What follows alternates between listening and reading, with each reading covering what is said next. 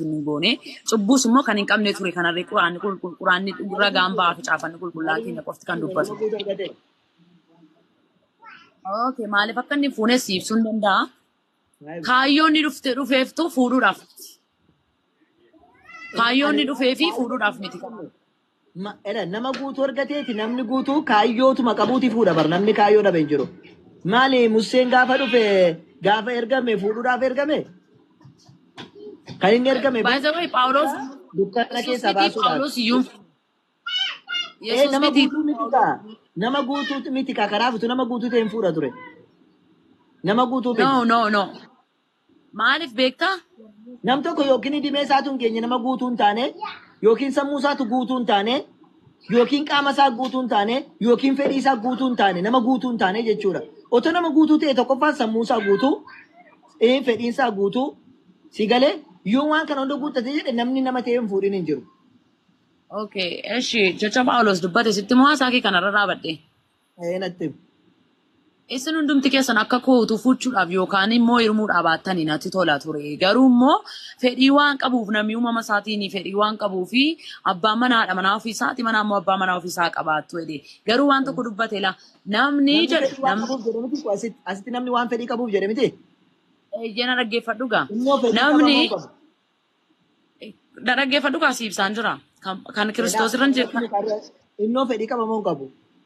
Yesus Kiristoosii caafanni qulqullaan fedhii kanaa qaba kan jedhu iddootti nutti mul'isu hin qabu cubbuurraa kan adda bahedha nutti mul'isa. Kanaafuu nama guutuudha jechuudhaaf Yesus Kiristoosii tokkoffaan fedhii qabaachuu qaba. Lammaffaan fuuchuudhaa qaba yoo fedhii qabaate immoo dhalchuudhaa qaba akka namaa jechuudha nama guutuu ta'uudhaaf. Nama guutuu ta'e nama ta'e nam tokko dhalchuu hin danda'u taanaan nama guutuu iyyuu miti waan raarrateera jechuudha. Guutummaa namummaa isaa kan ittiin feenu fuudhee dhalchee yoo fedhii illee qabaatedha nama guutuu kan jennu. Sigalee sana wanta ani Kiristoos nama guutuudha jechuun nama guutummaan isaa iyyuu nu shakkisiisa nu waaqummaa mititi namummaan isaa iyyuu nu shakkisiisa akka macaafaatti jechuudha. Maaliif akka inni dhiisan sitti maara? Ayyee. Fakkeenya Phaawulos fudhatee dhaabadhee maaliif akka Yesuus dhiise jechuma Yesuus dubbate iyyuu wanti kanaaf dhiisuu isaatiif ragaanuu ta'u jira jechuudha. Ayyee. Phaawulos maaliif ani yoon fuudhee haadha manaa koo gammachiisuutti hin qabama garuu hojii waaqayyootti yoon qabame hojii waaqayyoo seeraan hojjechuu hin danda'a. Dhuguma immoo gaafa teessee yaaddu wanti suni namni tokko gaafa fuudhuu itti gaafatamummaa mana isaatti gaafatamummaa ijoollee isaa fudhata waan baay'ee fudhata jechuudha waan baay'eetu gara jireenya isaa dhufa si galeera. Garuu immoo siingilii ta'e gaafa jiraatu namni tokko akka barbaadetti kaayyoo barbaade tokko fiixaan baasuu danda'a. Si galeeramni? Kanaafi ani hojii waaqayyo raawwachuutti hin qabama waaqayyoon gammachiisuutti hin qabama kanaaf iyyuu fuudhee dubbata Phaawulos. Yesuus Kiristoos maalidha Wangeela Yohaannis boqonnaa 4 keessatti gaafa laallu ani jaalala abbaa koo isa waaqarraa raawwachuutu na gammachiisa. Isatu na quubsaa fedhiin waaqayyoo fedhiin Yesuus Kiristoos maal akka ta'e immoo jaalala waaqayyoo isaa jaalala rabbiin isa ergee raawwachuu ture. Si galeeramni kaayyoonni waaqarraa dhufeefis akka caafanni qulqullaan nutti mul'isutti waa'ee jaalala waaqayyoo waaqarraa raawwachuu dhala namaatiif waan raawwachuu ture malee waa'ee fuudhaaf heerumaa miti si galeeramni kun immoo eenyu abbaa barbaadde iyyuu gaafa dhala qofaa miti warra sirra ta'anis immoo kana ragaa qabatamaa nu murteessuu danda'u. Wanta tokko dhugaa qabatamaa irratti haasofna malee callisnee saayikoo noormaalii irratti haasofnu jechuudha. Namni tokko fuudhuu dhiisuu hin danda'amu dhiisuu hin danda'u. Kana naa deebisa. Galate. Ittiin deebisa ishee amma jette irratti gaafa tokko si gaafadhu Yesuus Kiristoos kan dhufee fi jaalala abbaa isaa gochuudhaaf naan jettee mee? Waaqayyo jaallatu gochuuf dhufe miti. Eeyyee. Tole waaqayyo fuudhanii dhalchuun jaallatu jaalala waaqaa miti kun. Horaa baay'ataan jennee dhalchuun jaallatu waaqayyo. Waaqayyo wanta inni barbaade gara biyya Waaqayyo wanta inni Yesuus Kiristoosin gara biyya lafaatti ergeef waan tokkitti qofaafidha. Maaliif erge? Innis immoo nama hundumaa fayyisuuf. Isa qofa kan jedhu isaaf itti ragaa. Macaafa qulqulluu keessa jira si galee. Ayyee isa qofa kan jedhu natti agarsiisa kana qofaaf erge kan jedhu. Okay. Yesuus Kiristoos malee Israa'eloota qofaaf erge kan jedhu malee nama fayyisuu qofaaf dhufe kan jedhu hin agarre. Nama hundumaa fayyisuu dhugare. Inni nama fayyisuu qofa dhufe. Nama fayyisuu qofaaf dhufe yoo ta'e tokkoffaa nama fayyisuu qofaaf dhufe kan jedhu agarsiisi. Lammaffaa nama fayyisuu qofaaf dhufe yoo ta'e nyaatu dhuguu iyyuu san barbaachisu nama fayyisuu qofa dhufe hojiinsa. Akkaataa jettutti ispeesifikaali. Namummaa waan qabuuf immoo nyaachuu dhuguu qaba ka. Nama waan ta'eef immoo nyaachuu dhuguu qaba.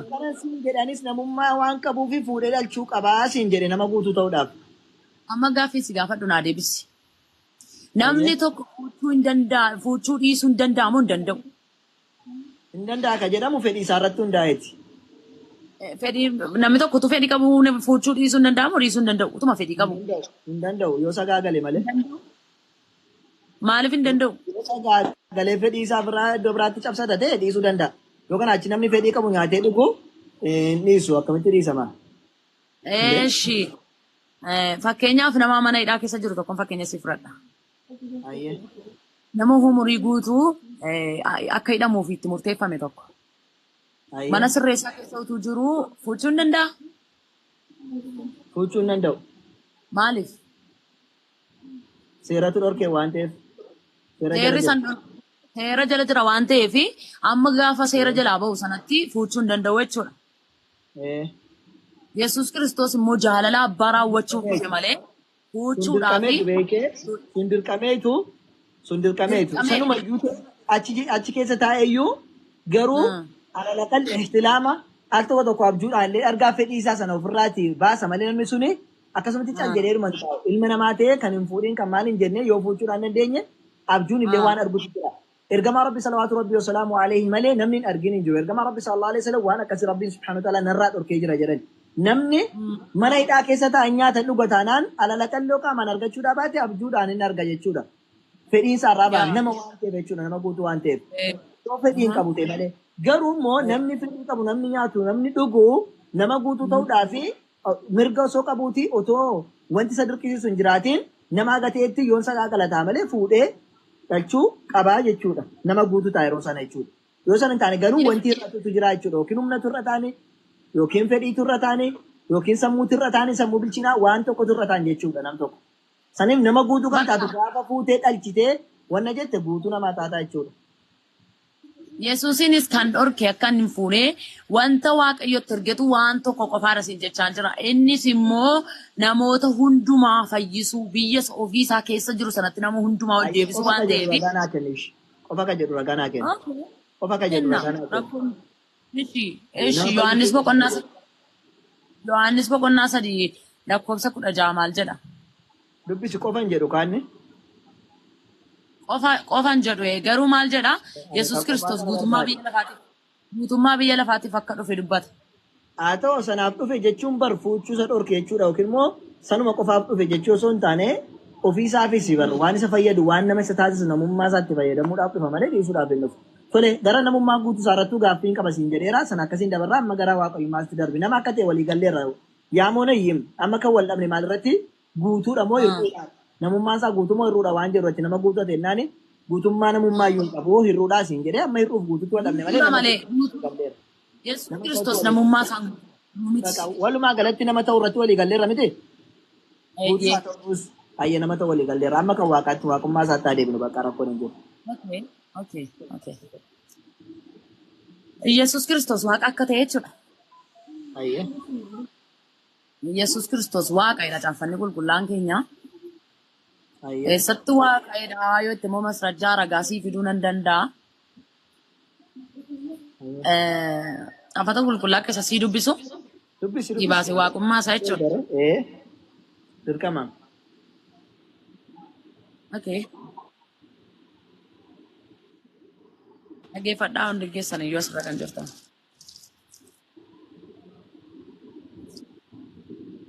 Dhaabbatiin harka jira baafachaa jira ishii kanaaf inni zimmeedha gidduutti. Rakkoon tokko hin jiru abshir.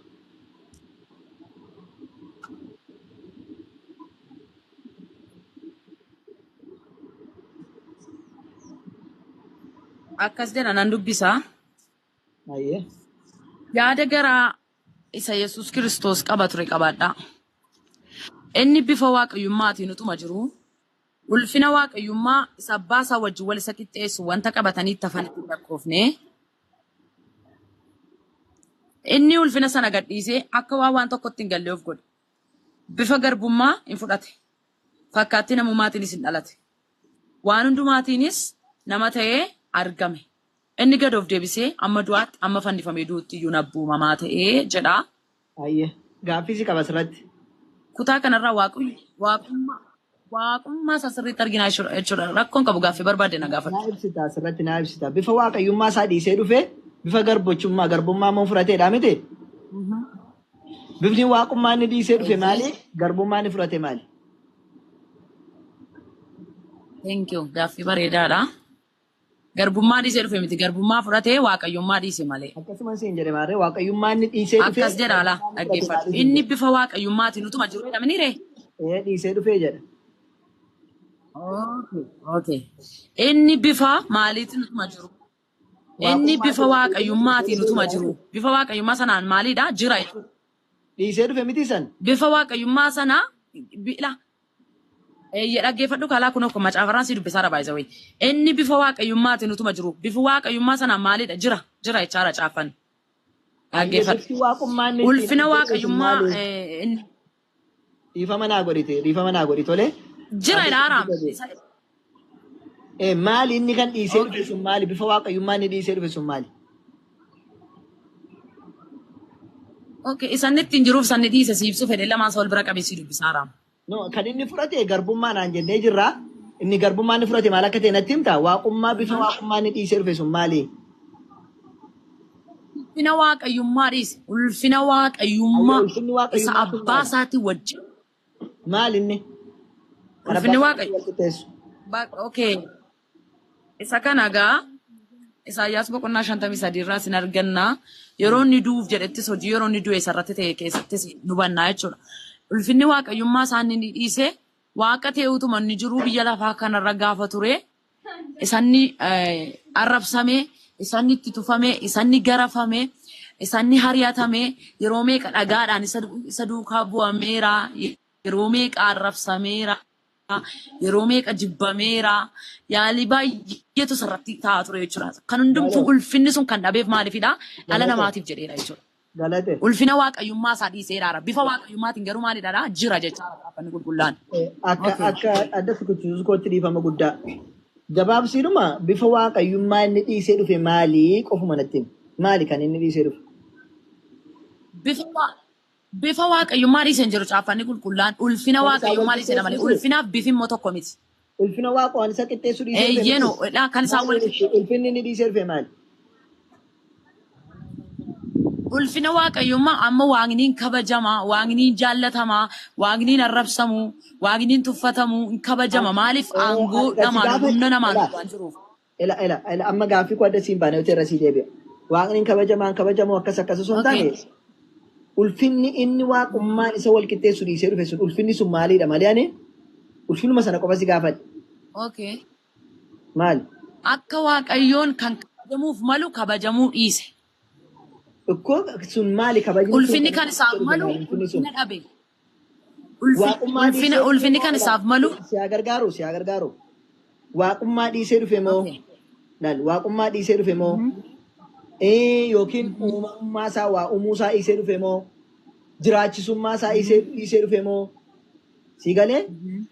Ajjeesee kaasuu isaa dhiisee dhufe moo? Maal dhiisee wanni itti waaqayyo isa wal qixxeessu kan inni dhiisee dhufe maali? Moo waaqummaadhuma dhiisee dhufe jennu walii galatti? Lakkisan mucaaffanni waaqummaan jedhu maaliif beektaa? Ulfinni sun maali adda naa baasisa? Ulfinni inni dhiisee dhufe tokko maali kan waaqayyo itti wal qixxeessu keessaa tokko qofa naa kenne kan inni dhiisee dhufe? Ulfina waaqayummaa sabbaa isaa wajjin wal isa qixxeessu. Maali mee kan inni dhiisee dhufe tokko natti himi? Gaafa gara biyya lafaa kana dhufe ulfina sana hundumaa tootaalii dhabeera inni jechuudha. Maaliifi kan jibbamu kan tuffatamu ture siif isaan jiraam. Ulfinni inni dhabe suni kabajamuu kan isaa bifa waaqayummaatiin jira. Ulfina waaqayummaa dhiise malee waaqummaa dhiise mini ulfina waaqayummaa dhiise. Ulfina waaqayyoo maali? Ulfinni waaqayyummaa dabara. Waan biraa jira? Ulfinni waaqayyummaa. Ulfina waaqayyoo miti jechuudha. Ulfinni waaqayyummaa irraa keera. Gaaffiin gaafadha. Ulfinumatu siifi waaqumatu siif ulfina moo sababa waaqa rabbi tokkichaati gaafa waaqessitu yookaan gaafa kabajju ulfinumatu jechaa jirtu sanatu rabbidha moo rabbi ta'uu isaatiif ulfina isaaf laatta?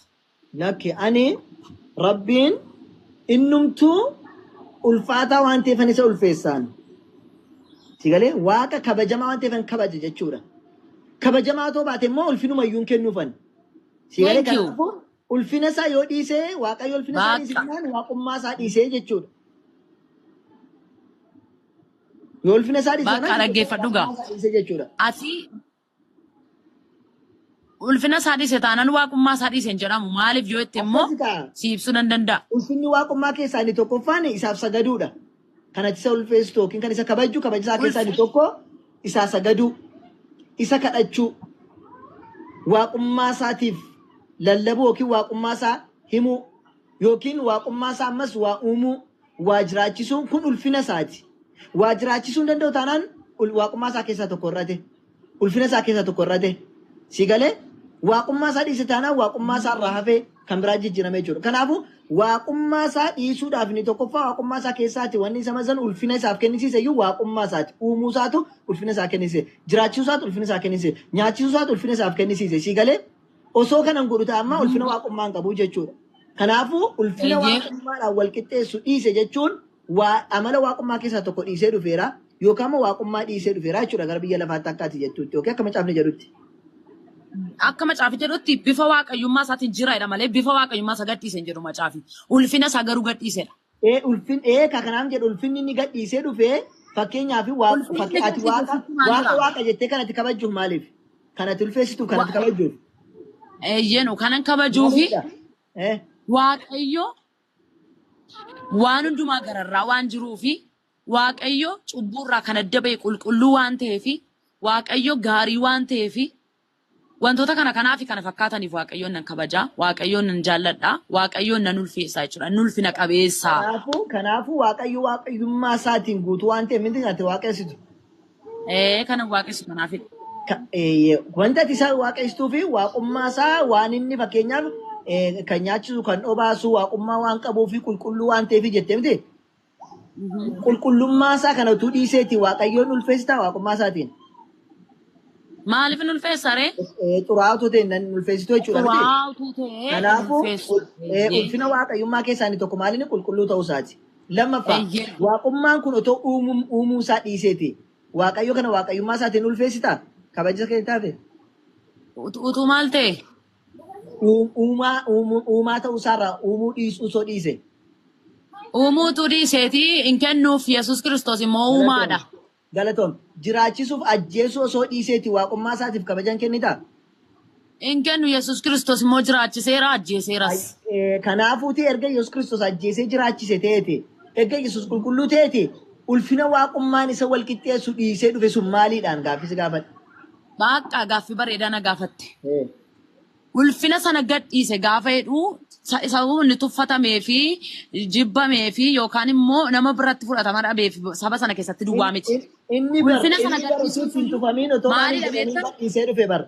Utuma gadhiisee dhufe duruma gadhiisee dhufe inni sun tufamee malee gadhiisee dhufe.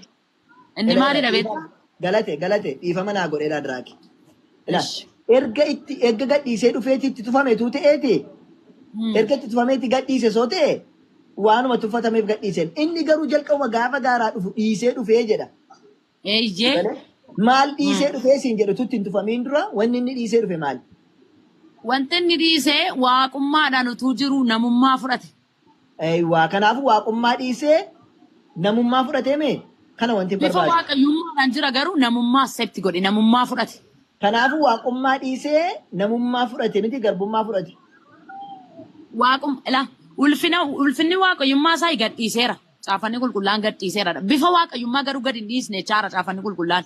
Bifa waaqayyummaadhaan jira. Ulfina waaqayyummaa sana garuu gadhiise. Bifni waaqayyummaa maali mee? Bifa waaqayyummaa eenyummaa. Ulfinni waaqayyummaa fi bifni waaqummaa. Ani siin kanan ittiin beeku maalidha? Bifa keedhaan mini ammati magaalaadha utuu diimaa taa'u. Bifi kee diimaa ta'uu keetiin si beeka. Amma garuu ati magaalaa waan taateef magaalummaa keetiin si beeka mini.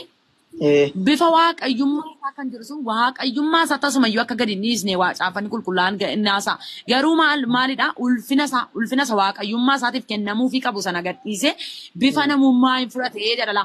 Ndaa'um maal jedhaa Roomaa boqonnaa galee akkaati jettutti Yesuus Kiristoos fakkiidhuma waaqayyummaa kana hin dhiifne jechuudha miti sheeppiidhuma waaqayyummaa sana dhiisee hin dhufnedha. Bifa isaa dhiisee nuuf bifa waaqayyummaa. Ulfina sana garuu dhiise. Waaqayyo fakkaatu dhiisee dhufnedha. Ulfina dhiise malee bifa isaa hin dhiifne jechuudha miti. Kanaafuu waaqayyo biyya sun wal fakkaatu. Garuu ulfina isaa malu ulfina isaa waaqayyummaa sanaaf malu dhiiseera. Bifni waaqayyoo fi ulfina isa Yesuus wal waaqayyummaa fakkaataa? sanaaf malu garuu eh? Bifni waaqayyoo fi Yesuus wal fakkaataa? Bifni isaanii? bifni rabbii fi bifni Yesuus moo Eh, bifimti rabbiiyyuu Yesuus Kiristoosidha. Kan ammoo caaffata qulqullaa'aa taasa. kanaafuu bifni isaanii malkiin isaanii hundumtu tokkodha jechuudha. Bifumti rabbii ati jechaa jirtu, rabbiin ati itti sagadaa jirtu kun bifi isaa Yesuus Kiristoosidha. Isa kan Caaffata kootii qulqullaarra qabatamaatti isa jira. kootii booddee qaqqabda isa kootii dubbataa hin jirru. Ani isa keessa gaafataa jira. Kan koo kan biraa dubbata. Okay. Ani kan si gaafadhe bifti waaqayyoo fi bifti Yesuus Kiristoos wal fakkaataa siin jedhe. Sitti mee kan keef kan Yesuus moo? Kan kee fi kan Yesuusii fi kan waaqayyoo si gaafadhe koo miti. Bifi rabbii Yesuusidhaan siin jedheen bifuma Kanaafuu wal rabbiitu fakkaatu Yesuus. jechuudha siin jedhe waaqayyoo fi Yesuus wal fakkaatu. Ati bifa lama qabdaan adeebis. Lama gootee na gaafataa Ani ta'a. magaalaan ofii koote. Bakka bifi rabbii Yesuus Kiristoosiin akka ta'e haasaa caaffate qulqullaan keenya. Tole, Bifuma gara rabbiitu Yesuus. Ayyee. Kanaafuu bifni Yesuus Kiristoos diimaadha. Waaqayyoo diimaadha bifni isaa. No, dogoggora guddaa keessa lixxee tana dhaggeeffadhu maaliif naan jedhe. Ayyee meenatti. Bifi Yesuus Kiristoos diimaadhas kan jiru gara fakkeenyaan haasa'uu kenna nu badha fakkeenya fudhachuu keedha miti. Jechuun akka warra akteerii midhaan fi otoo jedhu qabaniif hin siin jedhe. Ilmi Yesuus hin kaanne fakkeenyadha malee. Fakkeenyaaf Yesuus Kiristoosii. Kan Yesuusin teessii gaafee dhumu. Kan Yesuus immoo Isaayyaas boqonnaa 3 lakkoofsa tokko kaasee dubbiste jibbisiisaa kan namni illee isa laaluu hin dandeenye jedha. Waaqayyo bifti isaa akkasii. Thank you. Ndaa'u waan ariifinaa kaaste. Kana kan inni jedhuuf ikkoo isa namummaa isaatiin inni keessa ture haasaa malee isa waaqayyummaa isaatiin waaqara ture miti. Isaayyaas irratti inni haasa'u sun. Bifni isaanii tokko kan naan jettu isa kamireeti? Okay. Isa kamidha beektu? Bifa isa kan namummaa miti. Akkas jedha caaffanni qulqullaan. Oyi dhaggeeffadhu kaa Qolaasaayis boqonnaa tokko lakkoofsa 15 irratti maal jedha beektaa? Kiristoos kunidha yookaan immoo Yesuusidha bifa waaqayyo inni ittiin ijaan namatti hin argamne ittiin namatti mul'atudha. Waaqayyo inni kam inni ijaan. Waaqayyo isa ijaan hin mul'annetu karaa Yesuusin namatti mul'ata miti bifa kanaan. Thank you. Eeyyee. Kanaafuuti bifni Yesuusii fi bifni waaqayyo tokko jechuudha. Bifuma waaqayyootiin ta'e nutti mul'ate jechuudha Yesuus. Bifuma Yesuusin ta'e nutti mul'ate rabbiitu bifuma Yesuus keessaan nutti mul'ate. Bifni Yesuus Kiristoos immoo Isaayyaas 53 irratti maalidha? Ka jibbisiisuu miti? Eeyyeenoo ilaaluudhaaf illee kan namatti hin tolle. Okay, thank you. Kutaa kana irratti Isaayyaas raajii dubbataara mini? Isaayyaas bifti isaa bifa nama jibbisiisuu namni arguun illee kan namatti hin tolle deeka dubbatu. Eeyyeenoo. Wanta ati beekuu qabdu tokko Yesuus Kiristoos gaafa biyya lafaarra ture jibbu turani warri Yihuudootaa warri Farisootaa baay'ee jibbu turan saaduqoota kan jedhaman illee jechuudha. Isaan keessa baay'een amananiiru baay'een immoo amanuu didanii duula irratti kaasaa turan si galeera. In jibbu turan. Daawuni in tuffatanii bakka baay'ee tuffatanii si galeera mini. Raammoodhaan gaditti isa ilaalan hin tuffatan jechuudha. Maaliif hin fudhanne waan ta'eef dhugaa sana amanuu waan hin barbaanneef jechuudha. Kanaafuu Si galeera mini.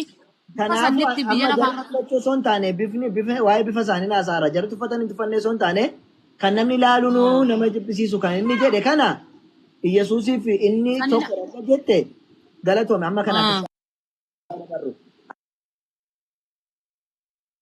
Amma waaqummaa Yesuus Kiristoos. Nama kana bifa isaatti akka Yesuus Kiristoos jibbisiisu akka Yesuus jibbisiisu taanaan kun rakkoo guddaadha. Ani akkasii. Yesuus Kiristoos hin daawun jechuudhaan waa'ee bifa isaa irratti yoo barbaadde immoo jechuudha. Gaafuma guyyaa qiyaamaa booddee yookaan guyyaa firdii booddee namni kamiyyuu du'ee fuula rabbii dura deemu inni bakka fuulli isaa akka ibidda barbadaa ibiddaadhaan ibsaa bara baraa ta'e ni fayyada. Ulfina guddaa akka qabu haasaasi gadi.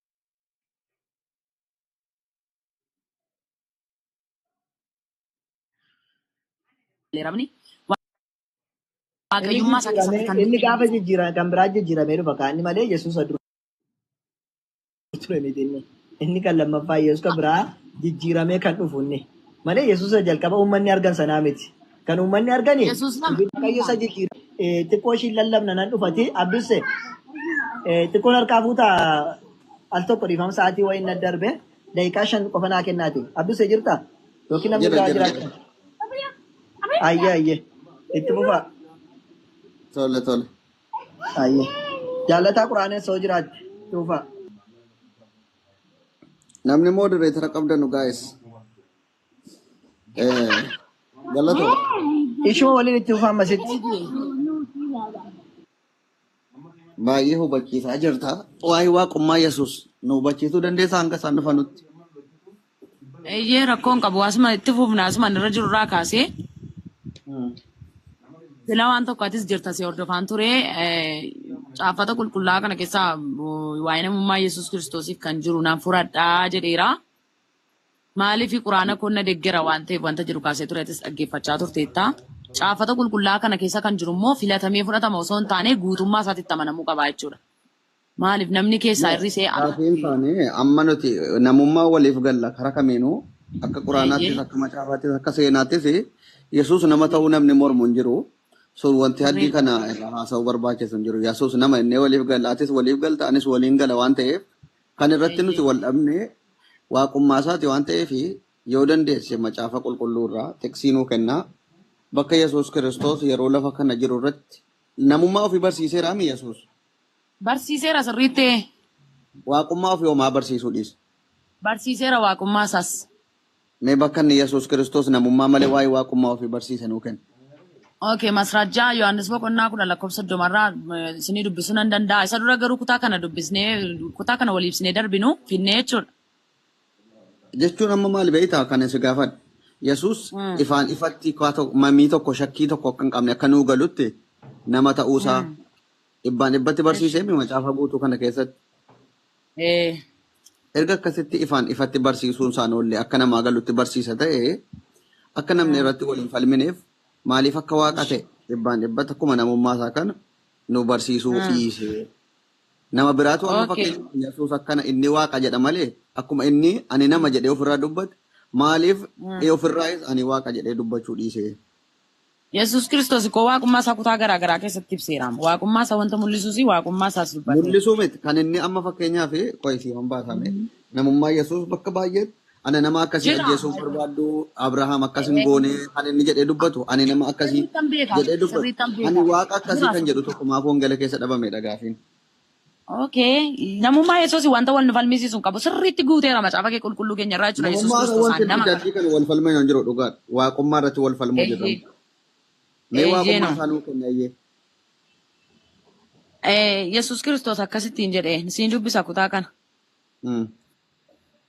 Yommus Yerusaalemitti ayyaanni seenaa mana qulqullummaa eebbisuu hin ayyaaneffama ture.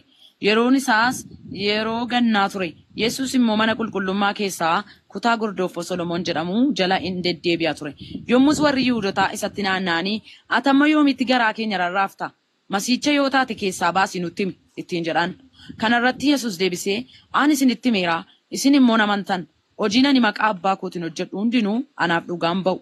Isin garuu hoolota koo keessaa waan hin ta'iniif hin amantan. Hoolonni koo sagalee koo hin dhaga'u. Ani isaan beekaa isaanis na duukaa hin bu'u.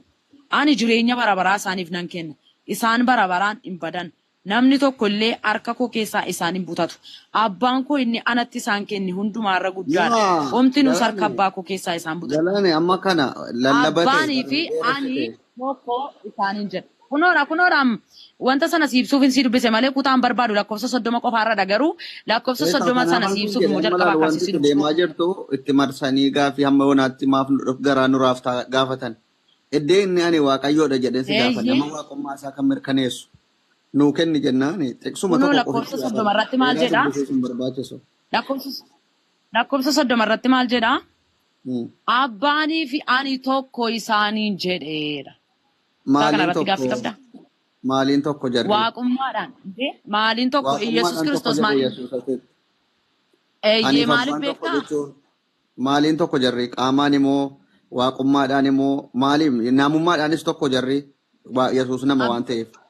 Abdusee. Qoy gaafii si gaafadhu. Aniif abbaan tokko jedhe miti? Abbaan nama ta'e? Abbaan nama? Abbaan Yesuus sun nama? Bakka andaa'uun gaaffii bareedaa na gaafachaa jirta. Abbaan Yesuus nama miti. Nama miti okay tokko miti jechuudha. Atumatti atuyyuu diigdee tokko aniif abbaan tokko jedhee No, miti. no. Erga abbaan nama hin taane diigdee ree deebitee. Gaaffii kanas na gaafate waan ta'eef anas ibsuu qaba miti. Ibsaa miti deebiidhuma amma fakkeenyaaf aniif abbaan tokko jedhe waan ta'eef waaqaa naan jette. Achi immoo abbaan nama ta'eeraas hin jennaan abbaan nama hin taane ta'e tokkoo miti ree. Wanti jarri yoo takko ta'an yaadaan waan ta'eef yoo yaadaan tokko ta'e malee. Gaaffii bareedaadha Waaqayyo si haa eebbisu. Yesuus Kiristoosii tasumayyuu abbaa namummaa isaatiin utuu jiru abbaa ta'uu hin danda'u. Maaliif namadha kan nyaatu, kan dhugu, kan uffatu, waan namni godhu kan godhu ture. Garuu immoo Abbaanoo Yesuus cubbuutu ta'e galaane abbaanoo Waa'ee Yesuus ta'e no abbaa Yesuus ta'e ramoo hin taane. abbaa Yesuusiin hin taane. Kan akkamitti tokko naan jetta aniif abbaan tokko waan jedheef waaqa akkamitti jetta waan tokko hin taane addaa tokko akka maaliin tokko taarree erga tokko hin taane jarri lamaan. Okay, akkamitti akka isaan tokko ta'anis siin ibsaa. Tireeniitiidhaan itti na gaafachaa jirtu. Garuu tokkummaa isaanii maali akka ta'anis Yesuusi abbaan taane abbaanis Yesuusin hin taane jarri tokko miti. Namni sammuu qabu kamuu hubata kan. Wanti jarri tokko ta'an dhaggeeffadhu. Wangeela Yohaannis boqonnaa 12 lakkoofsa 44 irratti Yesuus sagalee isaa guddisee namni anatti amanu isa ana erge sanatti amana malee anatti amanaa miti jedhe jala muree. Ilaal isa ana ergetti Yesuusitti amanuun isa Yesuusin erge sanatti amana malee anatti amanuu miti jedhe. Hayyee abbaa Yesuus ta'eeraas hin jedhee jennaan abbaa Yesuus hin taaneen waan barsiisa Yesuus Kiristoos yoo barsiise ta'e nuti amma akka musliimaatti barsiisa Yesuus Kiristoos yeroo lafa jiru kana ummata sana barsiisaa ture utuu ummata Israa'el taanee ni fudhanna ta'e kara Waaqayyoo yookiin kara abbaanii dhayina jireenya bara baraa kara Yesuus Kiristoosiin argachuu dandeenya. Barsiisa Yesuus yoo fudhatte abbaa arguu dandeessa. Namni barsiisa Yesuus Kiristoos fudhatu kara abbaatti deema jireenya bara baraa akka argatuuf malee akka baduuf miti kan Yesuus barsiisaa ture. Ati amma kana gaafadhe Yesuus barsiisuu kara abbaatti nu geessuu kana utuu hin taane nu hariinuun fudhanna sanas. Giin akkuma amma namummaa isaa ifatti barsiise utuu akkana ta'e barattoonni akkana jedhaniini ati gooftaadha jennaan isuma jedhe sana utuu hin taane ani nama akkasii akkuma jedhe Waaqayyoodhaan waaqa isaa yookiin ani waaqa keessanii jedhee gilxiidhaan ummata yookiin barsiisota taatee ta'u namuma inni itti dubbate ta'u. Okay. Ani nama akkasii ari'achuu barbaaddu maalan isin godhe anoos abbaan koo natti erga raawwachuu dhufee iddoon itti dubbate kun waatumti yoo haasa'arta. Jechuma tokko. Akkuma akkas jedhee dubbates immoo ani abbaa wajjin tokko jechaara Yesuus kunoo. Abbaa wajjiniin tokkummaa isaan fudhanna akkati jettetti akka barsiisaatti. Garuu qaamaan jedhe miti macaafni sobeere ayyee ishee macaafni sobu miti. Macaafni sobu taanaan Yesuus abbaa ta'eeraadhaan siin jedhe yoo dhuguma jecha macaafa qulqulluu dhugoomsita ta'e erga Yesuusiniif abbaan tokko ta'anii Yesuus abbaa ta'ee. Eshi ani fi abbaan tokko kan ibsatti naan kenniniiti hin taane yookiin ta'e naan jedhe maaliif macaafa dhugoomsuuf deemna waan ta'eef macaafni aniif abbaan tokko jedheera waan ta'eef waaqa naan jechuu barbaaddeeti. Hayyee akka macaafa qulqulluu dhugoomsinuufi akka macaafa qulqulluu dhugoomsinuufi erga macaafni qulqulluun aniif abbaan tokko jedhe jara lamman tokko gochuuf Yesuus abbaa ta'een siin jedhe.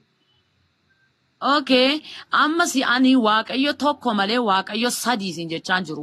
Waaqa lama naan dubbate kutaa kanarra gaafa dhaabbattu jechuudha. Waaqayyo tokko macaafi qulqulluu keenya kan dubbatu si waaqayyo tokko jedhee dubbata jechuudha. Galaatiyaa boqonnaa tokkicha nu ariinu waaqa tokkicha jira inni waaqeffataan illee namni kamuu geen abbaa Yesuus Kiristoos kamire kan Yesuus Kiristoos kunoo wangeela Yohaannis boqonnaa 12 lakkoofsa 44 irratti Yesuus sagalee isaa guddisee namni anatti amanu isa ana erga sanatti amana malee anatti amanaa miti jedhe. Wantan jedhu kan godhu wanta abbaan jedhu gochuu isaati jechuu barbaadeedha malee wantan jedhe kan godhu wanta abbaan jedhe gochuu isaati jechuu barbaadeedha Yesuus Kiristoos. Wantan jedhe gochuu qabna kanuun. Ingoonare. Eeyyeno kutaa kana irratti garuu waan tokko waan asiibsu tireenitii irratti jechuudha. Seera uumama jalqabuma macaafa keenyaa keessatti maal jedhaa? Waaqayyo wantoota amma argaa jirru wantoota ija keenyaan argamne baay'ee uume miniire. Wantoota kana gaafa uume maal jedhee kottaa akka bifaaf fakkaattii keenyaatti nama hin uumnaa jedhe. Nama kan hin uume guyyaa ja'affaa irratti nutti mul'isa caafanni qulqullaan keenya guyyaa ja'affaa irratti dha'edha. kottaa eenyuun jedhe ebelu kan jedhe jala kaa'ame jira kottaan sun Okay. yookiin baay'een Dhaggeeffadhu ibsa kaa. kan jedhu jira. Eenyu eenyuun akka inni jedhe nu mul'isa macaafi maaliif akka ta'e immoo siin ibsa dhaggeeffadhu kaa waan hin jedhu. Anna Achi immoo boqonnaa 14 irratti Waaqayyo guyyaa meeqatti baantii lafaa fi maal uume jedhamoo uuman jedha. uumeedha. Uume jedha ayyee kanaafuu uumna kan jedhe sun eessa dhaqan alaasii uume jedha tokko ta'uu isaan ibsuu Okay. osoo Achitti tokko ta'uusaa achitti immoo sadii ta'uusaa ibsa kana gaaffisti sadii ta'e ta'uu mini. isaa kan ibsu hin jiru sadii ol ta'uu danda'a 30 ta'uu danda'a kottaa kan jedhu kun sadii kan jedhu eenyuun eessa argatte achirraa hin jiru sadii Okay, kan jedhu. isaa akkan argadden sitti maqaa. Eh. Wanti hundumtuu guyyaa ja'affaa irratti namni kan uumame. Isa duraa Eh. lafti uumameera, samiin uumameera, ifi uumameera, dukkanni uumameera, galaanni bishaan fa'aa wantoota akkas akkasii uumamaniiru jechuudha. Amma maqaa Yesuus Kiristoos jedhamu kakuu moofaa keessaa bakka tokko ni jira kan Yesuus Kiristoos waaqa ta'uu mirkaneessa achi keessaa. Eeyyee jira qo'i isa siin kennaa garuu kana siibsee darba. Eshi. Innaa kutaa sanarratti waan tokko iyyuu akka hin turre naa beekuu qabdati. Wanti uumame lafa, samiidha, ifaa, dukkana. Malee nama Yesuus kan nuti kan ergamaa gaafataa kan jiru waa'ee uumamaa miti. Ajandaan nu jalaa jijjiiramaara. Maal dhaquu qabna beektaa? ajandaan jijjiirree tireenitii No. isaanii yookaan immoo Tiriinitii sana dhiis. Yennuu tamma tiriinitiitti yoo seenne waadan nuti jalaa ta'a. Afuurri qulqulluunis waaqa ta'uuf deema akkasitti. Amma kan nuti gaafanne Yesuus Kiristoos akka waaqni tokko jirutti amantaa miti. Waaqni lama hin jiru. Afur Waaqayyo Abbaa, Waaqayyo Ilmaa, Waaqayyo Afuura Qulqulluu. Jira. Okay, mee naa kenne. Okay, naa kenne. Jecha amma jette kana eegsiisa naa kenne. Waaqayyo ilmaa, Waaqayyo abbaa, Waaqayyo afuura qulqulluu kan jedhu macaafa qulqulluu irraa tokkitti bakka tokko qofa. Waaqayyo ila jecha kee kana hin irraanfatin uummanni si dhagaa jira. Na Waaqayyo dhagaa abbaa. dhaggeeffatan Ila sirriitti. Waaqayyo jette ilaali ila dhaggeeffadhu. Waaqayyo tokko laal abbaa. Waaqayyo ilma lama. Waaqayyo afuura Waaqayyo sadii. Sadan waaqa tokkichaa kan jedhu macaafa qulqulluu irraa tokko qofa naa kenne. Eesh Yohaannis boqonnaa tokko lakkoofsa tokko irratti maal jedha? Jalqaba Akkuma jette kanatti Waaqayyo abbaa kan jedhu siin jedhee bar. Maarree kunoo sii kennaan jira Waaqayyo Abbaa kan ta'e Waaqayyo Ilmaa sana sitti maaraam. Ati naa hiikuun jenne ma macaafran jiru Waaqayyo abbaa Waaqayyo ilmaa afuura qulqulluu jaluma kaa'ee hin jiru eessaa fuute akka jette ate waan hin jiru. Jira macaafa qulqulluu irra Waaqayyo Ilmaa. Tarii gastaa jettee hiikkatteetii kan itti jedhaa jirtu hin taadhaan Tarii immoo miti. Kutaa kanarra gaaffee sumaan si gaafadha dubbisee ati naa ibsime naa ibsaa harta waan ta'eef ibsanarraa barbaadaa waan jirreef ati naa ibsi sin gaafadha kutaa kanarraa badee. Yohaannis lakkoofsa tokko irra miti. Eeyyee Ishi. akkas jedha. Ishi mee ati Waaqayyo abbaa Waaqayyo afuura qulqulluu Waaqayyo ilma kan jedhu sana naaf fidii siin jedhee kuyyoo Yohaannis ibsi rakkoon qabu. Eesh akkas jedha laa. Ishi. Yohaannis boqonnaa tokko sagalichi jalqaba waan hundu ilaa keessa mata dureen isaa maal beektaa? Kiristoos Mata dureen dhiisi rakkoon qabu. Mata dureen afaan Oromoo irratti barraa'e malee kitaaba biraa irra kan jirate sin beektaati. Mata duree dhiisitii karuma xiqsii qofate siin. maaliif hin jiru kitaaba qulqulluu kitaaba biraarra gaafettu akkam? Kitaaba afaan Oromoo kana qofitti irratti mata dureen kun barreeffame malee kan Ingiliffaa irra kan Amaariffaa irratti mata dureen ati amma dubbisuudhaa fi Kiristoos sagalichi foon uffachuu minaamin kan jedhu sun ofiif warra afaan Oromootti barreeffatan hin jiru. Yaada namni dhuunfaa mata duree sana irratti qabannaadhaaf barreeffate. Amma kan itti naaf dubbisuu qabdu Waaqayyoowwan sadan sana waamimi macaafa qulqulluu keessaa bakka tokko. Okay, waan ati dogoggortus ilaalee darbuu hin danda'u gaan maaliif yaada namootaati akka hin jenneef Yohaannis tokko 14 irratti sagalichi foon namaa uffatee nu gidduu buufateera waan ta'eef mata dureen kun Sagalichi foon uffatee jedduu keenya buufate kan jedhaaru kun. barreeffamee jira jechuudha. No, eenyuun jecha kana eenyuun jedhe Kiristoos. Yohaannis Yohaannis Waaqayyo foon uffate Yohaannis ofii isaatii waaqa moo akkamitti waan waaqni ta'u foon uffatee jidduu keenya kan jedhu kan akkamitti dubbachuu danda'a Yohaannis. hafuura qulqulluudhaan dubbate. Malee Yesuus waa'ee ofiin dubbanne miti ani hafuura qulqulluu inti foon uffadhee nu fedhe Yesuus ofirraan dubbanne mi. Yesuus Kiristoos ikkoo namummaa isaati iyyuu natti maa turte nama ta'eenis hin gidduu jira nama akkasii ari'attu kan jedhu. Yohaannis Yesuusiin caala waa'ee isaa beeka. Fakkeenyaaf Yesuus Kiristoos ani foon uffadhee tanin iyyuu akkana ta'ee jedhee ofirraa tokko hin dubbanne macaafa guutuu yoo bante dubbisu. Garuu Yohaannis Yesuusiin caala waa'ee Yesuus beekaaf iyyuu inni foon uffatee akkana nu jidduutti argame waa'ee Yesuus dubbata. No, Yohaannis ikkoo waan argee waan dhagee barreessi qabatamaatti waan argee Yesuus Kiristoos duukaa ture bartoota isaa keessaa tokko ture. Erga inni dhalatee duuka ture miti. Eeyyeenoo bartuu isaa keessaa tokko ture. Kanaafuu Yesuustu ani fooniin uffadhee dhufee isinitti makame jennaan irraa dhaga'ee dubbate moo kuma yaada isaa dubbate Yohaannis. Ani abbaa kun ergeen ani waaqarraa dhufe hin jenne Yesuus. jedheera ergamee dhufere. Ikkoo. Yohaannis immoo jecha amma wangeelli Yohaannis kana irratti barreesse eessaa fuudhee yaada mataa isaati moo yaada Yesuus? Maaliif yaada Yesuus Kiristoos macaafa qulqulluun garuu foon uffatee akka inni dhalate Luqaas keessatti Maatiyos keessatti Maariyaam irraan akka inni dhalate argaara waan ta'eef foon uffatee nu gidduu buufate karaa Maariyaamin jedhee Waaqa ta'uu dubbachuusaa. isaa eessatti barreere Yesuus ani waaqa hin jenne kanaaf ka'u yaada Yohaannis naan jette wangeelli Yohaannis kun kan dubbataa jiru amma Yaada Yohaannis yaada hafuura qulqulluudha malee. hafuurri qulqulluu waaqa. Eeyyee sirriitti. Ishi sagalichi jalqaba waan hundumaa dura ture jedhe. Sagalichi Eeyyee. waaqayyo bira ture jedhe. Sagalichi ofii isaa waaqayyo ture jedhe. Mee atumti jecha kana mee walitti firoomsinaa hiikayyee. Erga jecha Yesuusii miti inni nu haa ta'u. Jecha Yohaannis. Okay. Amma kutaa kana keessatti lama utuu inni dhufe tokko ta'u nutti mul'ata jechuudha. Atis akka dubbisteettanis akka ilaalaa jirtutti namoonni nu hordofaa jiran kunis akka utuu ilaalaa jiranitti Waaqayyo sadan asii argannaa. Qoy. Waaqayyo sadan as jiru. Addee kanatti sadan waaqa asii argannaa. waa'ee abbaa fi waa'ee ilmaa isaa kutaan kun. Waa'ee Meerri nama hafuurri qulqulluun badee kaasitti immoo asumatti dhiis. Asumatti Maatiyus- dhufte maaliifi Maatiyus irraa siin dubbisa. Waaqayyo abbaa, Waaqayyo ilmaa fi hafuura qulqulluu naaf fiduu dhuftee lama qofittiitti galan tokko isa dhaqe yeroo kan. Maatiyus irraa siin fidaa. Tiichi dhayite kan biraa fiddeetti dabalta reeddee kanan jiru lama mal. Jecha miti kaaqoyi macaafi qulqulluu keenya walii kasii galeera mini Maatiyus irra garuu sadan isaanii jira abbaa ilmaaf hafuura qulqulluu jira. Ishi Waaqayyo abbaa, Waaqayyo ilmaa, Waaqayyo hafuura qulqulluu kan jedhu jiraachi. Eeyyee jira waan ta'eef amma garuu Achi sadi jiraannaan sadachi jira taanaan achuma dhayi namaa lajjaa dhufna re. Bakka lama Egaa, qofatti jiru. maaliif gallee baana maaliif kutaan macaafa qulqulluu gaafa dubbifamu kutaan sun ibsamuu qaba malee dubbisuu duwwaa miti kutaan sun ibsatti laatamuu qaba. Atamma maaliin naa ibsita asirraa wanti hin argee waa tokko wanti Yesuusii waaqa godhu yookiin Maaltu sitti waaqa sadan ammaani akka nama waa hubatu akka nama sammuu waa hubatu numma wal falmeef hin dubbannu mi galate. Eeyyee hankana dubbadheera silayyuu. Okay waa hubachuu yookiin waa yaada uummata jala taa'u kana akka inni waa hubatu barbaanna malee nuti falmii yookiin anatti injifatee jennee wanti nuti dandeettii asirratti argisiifannu hin jiru. Hammuma dandeenyuun waan fakkaatu waan ilmi namaa sammuutti fudhachuu danda'u dubbanna. Amma fakkeenya sagalichi jalqaba waan hundumaa dura ture jedha. Sagalichi waaqayyo bira ture jedha. Ishi erga waan hundumaa dura ture waaqayyo isa kan bira ture sagalichi sun. Okay. Sagalichi jalqaba waan hundumaa ture sagalichi waaqayyo bira ture dhamini waaqayyo bira ture amma moo dhufee ofuma isaa waaqayyo godhe haasaa. Isuma amma jechuma lamman sana walitti naaf firoomsine ila sagalichi jalqaba waan hundumaa dura ture waa tokko ture jechuudha. Sagalichi nuti waaqayyo bira ture waaqayyo isa kan bira ture atumti sammuu keetii yaadiiti akka nama waa hubatu tokko waaqayyo isa kan bira ture sagalichi. Okay. Amma waan tokko kanarratti si dubbadheeraan. Ibsanaan kennin kaa galate maaliif hin dheeressina amma ati akkuma nama Maaliif ibsa siilaa duree ibsa malee wanta tokko akkamitti mul'achuu danda'a? Waaqayyo isa kan bira ture yoo siin jedhu waaqayyo kana bira ture jecha tokko naa deebisuu dadhabdee ibsa naa kennita fakkeenyaaf waan gabaabduu keeyyata tokko iyyuu hin geessu fakkeenyaaf sagalichi jalqaba waan hundumaa dura ture jedha jala muree miti sagalichi waaqayyoon bira ture jedha ishee waaqayyo isa kan bira ture asuma irratti jecha lamman kana waliin faalleessine naa ibsi eenyuun bira ture waaqayyo kan bira ture. Eeyyee. Waaqayyo bira ture ofuma isaa waaqayyoodha jedhee haasaara kutaan kun. Ishi waaqayyo kan bira ture ayyee jalqaba erga sagaleen waa hunduma dura ture sagalichi.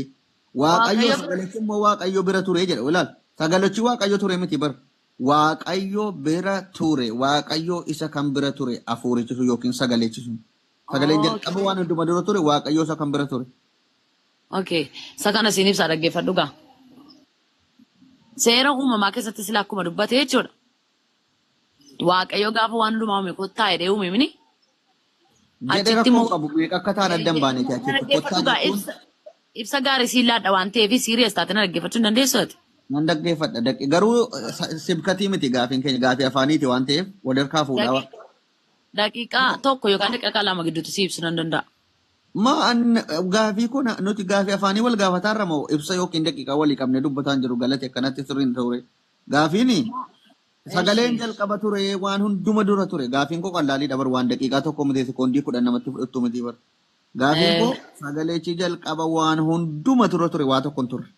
Sagaleechi immoo waaqayyoon bira ture waaqayyo isa kan gaafii guddaa sin gaafanne bar. Waaqayyo isa kan bira ture sagaleechi sun. Erga jalqaba waan hunduma dura ture waaqayyoon isa kan bira ture. Waaqayyoon rabbiin bira ture kaa waaqayyo bira maaltu jira rabbiin bira Kanaafuu ture. rabbiin biraa jira jechuudha. Jalqaba waan hundumaa duran turre beekas taanaan. Sagalechi jalqaba waan hundumaa duran turre beekas taanaan erga waaqayyoon bira ture. Waaqayyo tokko malee sadii miti dhaggeeffadhu akkamitti akka ta'e musiin Sagalechi ibsaan. waaqa ishee. Akka fakkeenyaatti sagaleen kun Numtiyyuu waaqa sadii kun jedhe beektaa akka fakkeenyaatti oy akka fakkeenyaatti bakka sagaleen sun Yesuusiin bakka bu'a miti. Eeyyee. Ishi sagalecha Yesuusiin bakka buuse yoon dubbadhe siif gala. Sagalecha ta'e dhufan Yesuus waan hundumaa dura ture dheesii dubbadhu. Eeyyee. Narkatti hin qabin gaayyee. Sagalee jechuun Yesuusiin bakka bu'a waan ta'eef. Eeyyee Yesuusuma hidhi dubbadha. Okay. Yesuus jalqaba waan hundumaa dura ture. Eeyyee. Yesuus Waaqayyoo bira ture jedha. Ishi. Eeyyee. Yesuus erga jalqaba waan hundumaa ture Waaqayyoo isa kan bira ture. Sagalecha Yesuusiin bakka buufnee walii galleera. Yesuus waan hundumaa dura ture. Yesuus Waaqayyoon bira ture. Waaqayyoo isa kan bira ture Yesuus. Rabbiin bira ture.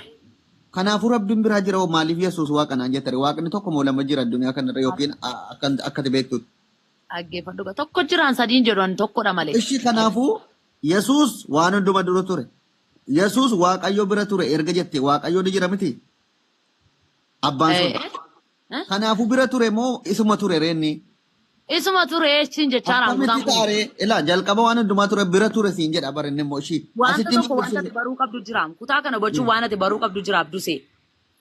Maalin bara reenaa annoo afaan Oromooti akkanaa galutti sammuun koo fudhateetuma si gaafachuu jira nam.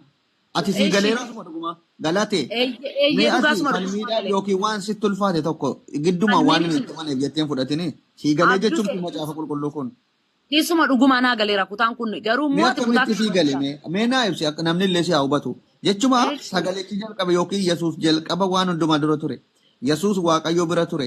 Yesuus ofumaa isaatii immoo Waaqayyoo ture jedhu kana deebisii Yesuusiin godhe hafuura qulqulluu sana. sagalichi ofuma isaa waaqayyoo tureedha mini. Sagalechi Yesuus ofumaa Waaqayyoo ture jedha. Waaqayyoo tureedhaara waaqayyoodha inni ofuma isaayyuu waaqayyummaa qaba waaqa dhedhee haasaara Waaqayyoon immoo tokko naan jette asitti si jalaa wal diigashi. Waaqayyoo isa kan bira ture. amma ga qolaa isaas boqonnaa tokko lakkoofsa 19 irratti maal ta'e caafanii qulqullaan keenya. Waaqayyo guutummaa waaqayyummaa isaatiin Kiristoos keessa jiraachuutti gammadeeradha. Keessa jira moo bira ture? Keessa jiraachuutti gammadeeradha. Eenyuun jedhee kan? Namni akkas jedhe kun eenyuun? Phaawulostu dubbate garuu immoo hafuura qulqulluudhaan dubbate malee dubbii ofii isaatiin waan dubbate tokko iyyuu hin qabu. Nuyi waan dubbannu era caafanii qulqullaan. Waan Yesuus hin jedhin waan namni Phaawulos jedhe fudhanna moo Yesuusoo Waaqayyo na keessa buufatee wal keessa jirra jechat yookiin na keessa buufatee natti gammade hin jenna. Phaawulos garuu waan Yesuus hin jedhin erga Yesuus karaa samiitti yookiin ol bahee booda kana dubbate. Jecha Yesuus fudhanna moo jecha Phaawulos fudhanna reeduuti. Phaawulos ikkoo nama samii sadaffaatti ol baheedhaam. Nama akka salphaatti waa isaa soofnu miti gaafa isin jedhu nama Yesuus Kiristoos ofuma isaa itti mul'ate nama samiitti ol bahe si galeera mini. Inde Phaawulos Yesuusin caalaa fudhattu jechuudha. Yaada Phaawulostu fudhatama yaada Yesuus caalaa. Yaada Yesuusin fudhannaa wanta Phaawulos karaa hafuurri qulqulluun karaa Phaawulosiin akka nu qaqqabu godhe sin fudhanna. Baay'ee wayi Phaawulos barreesse malee hafuura qulqulluu takka Phaawulos barreessu godhe wanta sana malee Phaawulos ofii isaan barreessime. Ragaa qabdaati. Fakkeenyaaf Yesuus Kiristoos Phaawulos ergamaa kootii yookiin immoo Waaqayyo Phaawulos ergamaa kootii isatti wanti inni barreessu waa'ee Yesuus dubbatu dhugaadha kan jedhu wayii jira moo yaaduma isaa kan inni waa'ee Yesuus irratti dubbatu fudhanna nuti waa'ee Yesuus of ibsan fudhanna mal. Yesuus waa'ee Phaawulosiin dhugaa baheera hojii ergamootaa boqonnaa 9 irratti dubbateera. Yesuus waa'ee Phaawulos dubbateera. maal jedhee? Phaawulos ergamaa koo isaaniif waadheedha warra Ormootaas warra Yihuudoota dura dhaabbate saba Ormootaa warra ta'an duras dhaabbate waa'ee koo dhugaa bahuudhaaf jira ammaan booddeen maal eessatti dubbate? Phaawulos Yesuusin dura dhufe moo erga Yesuus ol bahee dhufe? Erga Yesuus Kiristoos ol bahee booddeedha Phaawulos kan inni Yesuus dubbate Phaawulos Yesuus eessatti argee waa'ee Phaawulos ergamaa kootii dheeraa dubbate eenyutti dubbate Yesuus? Phaawulositti dubbate kaa namoonni isaa wajjin turan iyyuu sagalee isaa dhagaan sadarkine malee. Itti deebi ustaazii dhufaniiru dhiifamu. Ragaa mayyuu jechuudhaan. Dhiisi bakka kun ustaazaa wajjin dubbadhu ana nagahee. Okay. Ishi si gahee taanaan immoo fedhii kenna lattis dubbachuu hin danda'u. No ustaazaa dhufani nu biratti gaafa namni guddaan dhufe ijoolleen hin callisti. Assalamu alaikum warahmatullahi wabarakatuh. Masha Allah. Nama akkasii qabnedha. Alhamdulillah. Welcome. Rabbiin abduu see qajeeshee lallabaasa taasisate alhamdulillah. Yaa rabbati Welcome. dabali. Yaa rabbati dabali. Faayyaa obboleetti kenna. Wayyee. Waaquma Kiristoosiin natti bisiin jechaadhaa turre. Mm. Mee isa wajjiniin sillee haasaa turtani mi'a natti lallabi xiqqoo ishee daffiti inshaallah. Okay, akkanin dubbachaa jiru kutaa Yohaannis irraa jiruu fi qolaasaa isirra jiru irra dhaabbanneedha kan haasaa jirru. Ayyee. Yohaannis irra dhaabbatee Abdusee gaaffii na gaafatee. Yohaannis tokko tokkorraa kan jiru sanaa jechuudha. Jalqaba sagaleetu ture, sagalichi Waaqayyo bira ture, sagalichi ofuma isaa Waaqayyoon ture kan jedhu. Ayyee atamma waaqummaa Yesuus Kiristoosiin achirraa ibsaa jirta anatti kan lallabaa jirtu. Dhagaan fudhachuu fudhataa jirta. Eeyyee. Ayyeesh. Innaa kutaa kanarratti sagalichi ofuma isaayyuu Waaqayyo ture gaafa haasa'u. Kutaa kana hubachuudhaaf Waaqayyo abbaan maaliidha? Ilmi maaliidha? Hafuurri qulqulluun maaliidha? Kan jiru beekuu qabnaa jechuudha. Akka caafanni qulqullaan keenya jirutti Waaqayyo abbaanii jedha Yohaannis boqonnaa 4 lakkoofsa 24 irratti. Ani Waaqayyo abbaatiin gaafanne Yesuus Kiristoos waaqummaa isaa qofa natti himi dura dhiisan. Yesuus Kiristoos koo Waaqa akka ta'e kunoo dubbachaa hin jiraam. Keessatti Kunoo Yohaannis irratti iyyuu inni ofuma isaa Waaqayyoon ture jechaara. lakkii Yesuus waaqa ture jechaa hin jiru achirratti. Yesuusidha. Yesuusidha. Sagalichi jalqaba waan dhumaa turedha. Sagalichi immoo lakkoofsa 14 irratti foon namaa uffatee nu gidduu buufateedha. Waa'ee Yesuusin haasaara kutaan kun. Hin jedhu. Ni dubbisu. Hin jedhu dubbisi. Eeshi Kiristoos sagalichi foon uffachuu isaa hidheetu lakkoofsa tokko irratti boqonnaa tokko akkas jedha. Sagalichi jalqaba waan hundumaa dura ture. Sagalichi Waaqayyo bira ture. Sagalichi ofii isaa Waaqayyo ture jedhee dubbata. Waa'ee Yesuusin isa foon namaa uffatee haasaa jira jechuudha. Isa foon isa namni cubbamaa uffatu uffatee dhufe. Waa'ee namaa miti Yesuus ta'uu isaa natti himi siin jedhe. Kunoo Kiristoos sagalichi foon uffachuu isaa hidhaaraam. Mata duree nama barreessa sanni isa keeyyee tanaa dubbisi lakkoofsa tokko irraa kaasite. Okay, eeshi lakkoofsa 14 irratti maal beektaa? Sagalichis nama foonii ta'ee nu gidduu buufate. Ulfina isaas ayyaanaa fi dhugaadhaan guutees argine. Ulfinni isaas isa ilmi tokkichi abbaa isaarraa argatu ture. Sagalichi nama foonii ta'edha miti? Egaa dhaggeeffadhu gaa. Yohaannis waa'ee isaa. Egaa Yesuus mineette waan ta'eef Yesuus ta'uusaa. Yesuus mineette waan ta'eef Yesuus ta'uusaan si mirkaneessa kaa. Ayyee naa mirkaneessi tole. Eshi. Yohaannis waa'ee isaatiif dhugaan ba'a. Sagalee isaa ol fudhatees inni ana booddee dhufu waan irra caala. Ana dura ture yoo jedhee waa'ee isaa kanan dubbadhe kunoo isa kana jedhee. Waa'ee Yesuus. Amma isa dura turee fi booddee ture sin gaafanne. Sagalichi nama foonii ta'e kan jedhu Yesuustu foon uffatee dhufeette miti? Akkasi miti? Eeyyee. Nama foonii uffatee dhufe kan jedhu hin jiru sagalichi nama foonii ta'e jedha. Tokko 14. Akkasimi? Sagalichi nama foonii ta'e. Sagalichi jalqaba Waaqayyoon turre? Waaqayyo miti jalqaba sagalichi? Sagalichi jalqaba? Waaqayyo miti sagalichi? Eeyyee. Hayyee sagalichi Waaqayyo argate? Sagalichi nama fooniiti. Sagalichi nama foonii ta'ee gaafa jedhu eenyutu nama foonii si taasise? Okay.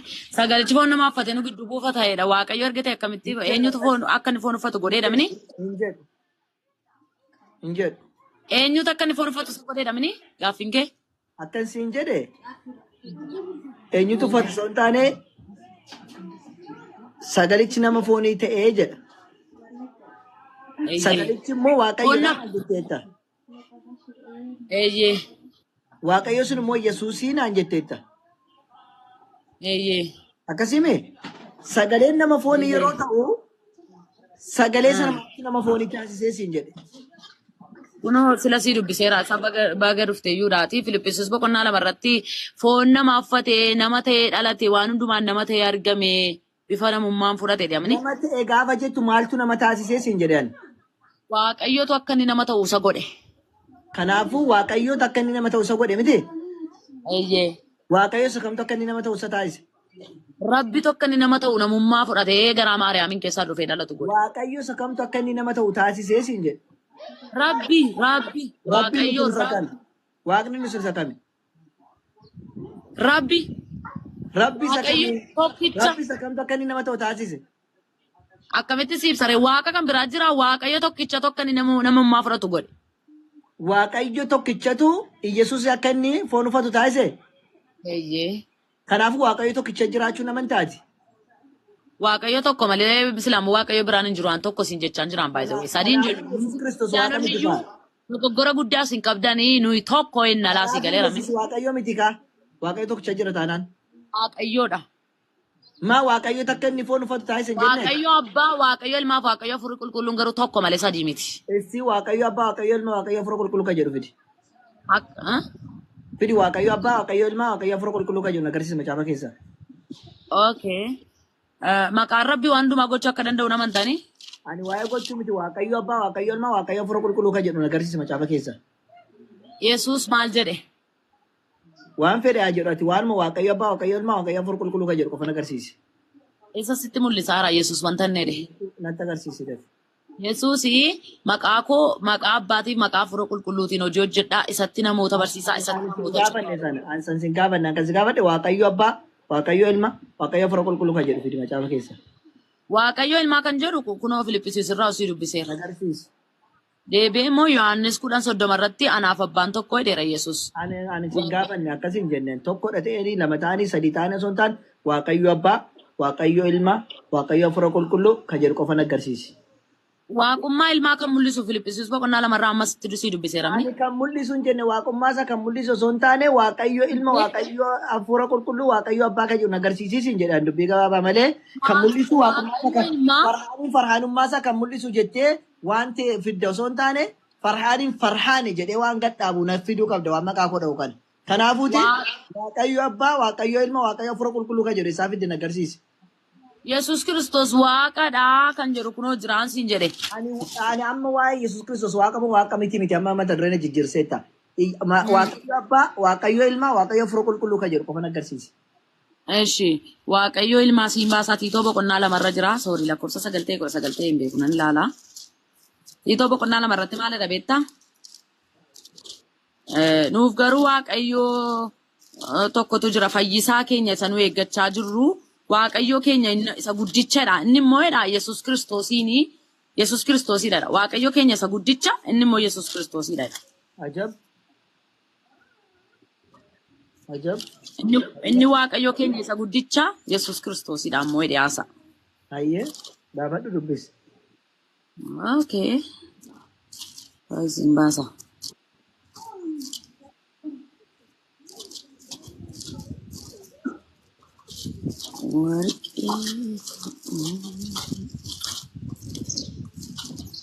Sorry, ilaalaan jira qoy baasaan jira kutaasa.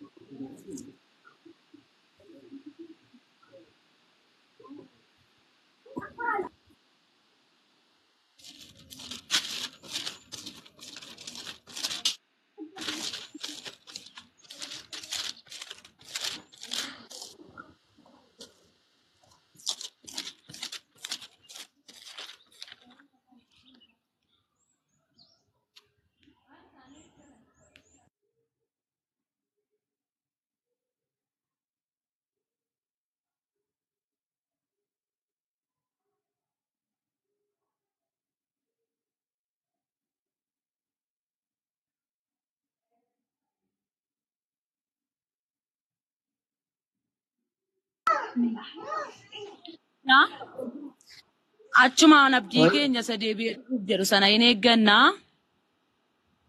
Inni waaqayyo keenya isa guddicha fayyisaa keenya si'eedha. Ayyee isa dubbiste mee basti dubbisi kaa? Dubbisi kaa? Maal jette? Dubbisi kaa bakka kan dubbiste. Achumaan abdii keenya isa eebbifamaa deebi'eedha. Tiitoo boqonnaa 2 lakkoofsa 13 irra jira. Ayyee dubbisi. Achumaan abdii keenya isa eebbifamaa deebi'ee dhufu hin eeggannaa inni waaqayyo keenya isa guddicha fayyisaa keenya si'eedha. Ayyee eenyudha? Inni immoo Yesuus Kiristoos dhiyaasa. Ayyee maal jedhee? Achumaan abdii keenya isa eebbifamaa fi ulfina isa deebi'ee mul'atu sana hin eegganna. Inni mul'achuuf jira. Sunis Yesuus Kiristoos inni Waaqayyo keenya isa guddicha fayyisaa keenya sii jedha. Maarameen irra Waaqayyo ilmaa ka jedhu kan Waaqayyo ilmaa Waaqayyo abbaa si gaafadhe. Waaqayyo fura qulqulluu. Waaqayyo ilma argaartaan kun Waaqayyo akka inni ta'e ilmi Waaqayyoodha kan jedhu. No, sun itti dubbana kun amma Yesuus Waaqa miti sana irratti numnaan kasi gaafadhe. Waaqayyo abbaa Waaqayyo fura qulqulluu ka jedhu fidiidha. Kaamma dubbata kana irratti dubbana rakkoon jiru booddee Yesuus Waaqa miti yeroo dura gaafadhu. Ansi Waaqayyo abbaa Waaqayyo ilmaa Waaqayyo fura qulqulluu ka jettee bakka sadiitti hirtan isaa fiddaniitu siin jedhe. Bakka tokkotti Waaqayyo abbaa ilma fura qulqulluu kan jedhu naaf fidiidanii gaaffiin kee. Bakka tokkottis haa ta'u bakka garaagarattis haa ta'u Waaqayyo ilmaa Waaqayyo abbaa Waaqayyo fura qulqulluu ka jedhu fidi rakkoon hin jiru. Bacirraash Waaqayyo abbaa ilma fura qulqulluu kan jedhu iddoo tokkotti hin argattu. Waaqayyo abbaa kan jedhu garuu jira. Waaqayyo ilmaa kan jedhus kunoo si dubbiseera. Gaafan sin jedhu Waaqayyo. Meerre Waaqayyo ilmaa ka jedhu. Okay, ilma maqaa ilma jedhudha mini ati maqaati barbaadde. Sumaati maqaa dhoofte barbaade Waaqayyo ilmaa Waaqayyo abbaa Waaqayyo fura qulqulluu ka jedhu. Okay, Waaqayyo ilmaa kan jedhu yoo dhibeeyyuu Yesuus Kiristoos Waaqa akka inni ta'e kutaan kun dubbataara. Amma Yesuus Waaqa moo Waaqa miti garuu Waaqayyo abbaa Waaqayyo ilmaa Waaqayyo fura qulqulluu ka jedhu hin jiru mee? Waaqayyo abbaa Waaqayyo ilmaa Waaqayyo fura qulqulluu kan jedhu iddoo tokkotti yoo dhibeeyyuu Yesuus Kiristoos immoo Waaqa dhadhe kutaan kun sitti mul'isaaraan sin jedhe. Garaagaraattu Waaqayyo ilmaa ka jedhu meen agarsiisi Waaqayyo abbaa ka jedhu Waaqayyo abbaa jira yookiin Waaqayyo keenya tokkichanis Waaqayyo isa abbaarra jiru abbaadha isa Waaqa keessa jirudha jedha. Okay, Waaqayyo ilmaa ka jedhu fidi Waaqayyo fura qulqulluu ka jedhu fidi. Yesuus Kiristoos Waaqa akka inni ta'edhani gaaffiin kee ati kan na gaafatte jalqaba. Inni jalqaba akkasitu situ barmata dure maal goote Waaqayyotu nama isa taasise akka inni foon uffatee dhufu isa taasise Waaqayyotu na Waaqayyo isa qabna Waaqayyo tokkichaa jette. Kanaafuu Yesuus Waaqayyotu foon akka uffatu taasise miti jennaanin naan jette. Kanaafuu Waaqayyo tokkichatu jiraachuun amantaayyuu Yesuus nama foon akka uffatu taasise jennaan Waaqayyo ilmaa Waaqayyo fura qulqulluu Waaqayyo abbaa jedhamutu jira naan jettee naan agarsiisis hin jedhe malee. Ani Yesuus Kiristoos Waaqa miti sun beekamaadha akka nama ta'e jechuudha sanitti deebina. Ilma inni jedhamee dhufe suni. Waaqayyo ilmaa kan akka hin jedhamne dura hin jiruu saaddanuu baasiti san booddee gara mata dura keenyatti deebina. Waaqayyo ilmaa Waaqayyo abbaa Waaqayyo fura qulqulluu kan jedhu jira. Kutaan kun maaliif waa'ee ilmummaa isaan dubbatu beektaa? Isin gaafanneen maaliif akka hin dubbanne isin gaafanneen gaaffii si gaafadhe Waaqayyo ilmaa Waaqayyo fura qulqulluu Waaqayyo abbaa kan jedhu hin jiraa jedhe. Waaqayyo akkasitti tokkicha ilma isaa amma kennuufitti biyya lafaa jaallatee kan jedhu jira. Ani immoo isin gaafanne Waaqayyo ilmaa kan jedhu jiraa'u isin jedhe. Waaqayyo ilmaa kan jedhu hin jiru. Galatoomi. Kanaafuuti Waaqayyo ilmaa takkanaan hin jenne mata duree keenyatti deebina. Tole. Kanaafuu Yesuus Kiristoos Waaqa akkana ta'e immoo ragaa qubsaadhaan sitti baat jira. Amma itti deebina sanitti deebina. Amma kana wanna jette. Amma Waaqayyo Yesuus Kiristoos akka foon uffatee dhufu isa taasisee naan jettee mee? Eeyyee. Kanaafuu Waaqayyoon Yesuus Kiristoos foon akka inni uffatee taasisu Waaqayyo tokkicha miti. Waaqayyo tokkichadha. Kanaafuu Waaqayyo tokkichi Yesuus Kiristoos akka inni foon uffatee dhufu taasisee jechuudha. Amma dhugaa ati beekuu qabdu waan tokko maaltu jira beektaa? Isuma nan beeka kana natti miti. Waaqayyo tokkichatu Yesuus Kiristoos akka inni foon uffatee dhufu taasisee miti. Eeyyee. Galatoomne. Kanaafuu Yesuus Kiristoos Waaqayyotu isa taasisee jechuudha. Kanaafuu Waaqayyo tokkichi jiru sun eenyudha? Yahweedha mee? Kanaafuu Waaqayyo tokkicha sanatti namantamoo namantooti. Maaliif nama nure sirriitti nama malee? Isa qofa kadhatta moo kadhattu? Nan kadhadha isas nan kadhadha sirriitti. Isas moo isa qofa kadhatta? Isas nan kadhadha Yesuusinis nan kadhadha. Yesuusin na kadhadhaa kan jedhu isa jira. Maqaa kootiin kadhadhaa kan jedhu jira. Maqaa kootiin jedhe malee naan na kadhadhaa hin jenne. Yesuusiif galata galchaa kan jedhus jira. Maqaa itti dhufna maqaa kootiin isa galata galchaatti deemina. Maqaa kootiin na kadhadhaa hin jenne maqaa kootiin kadhadhaa jedhe malee.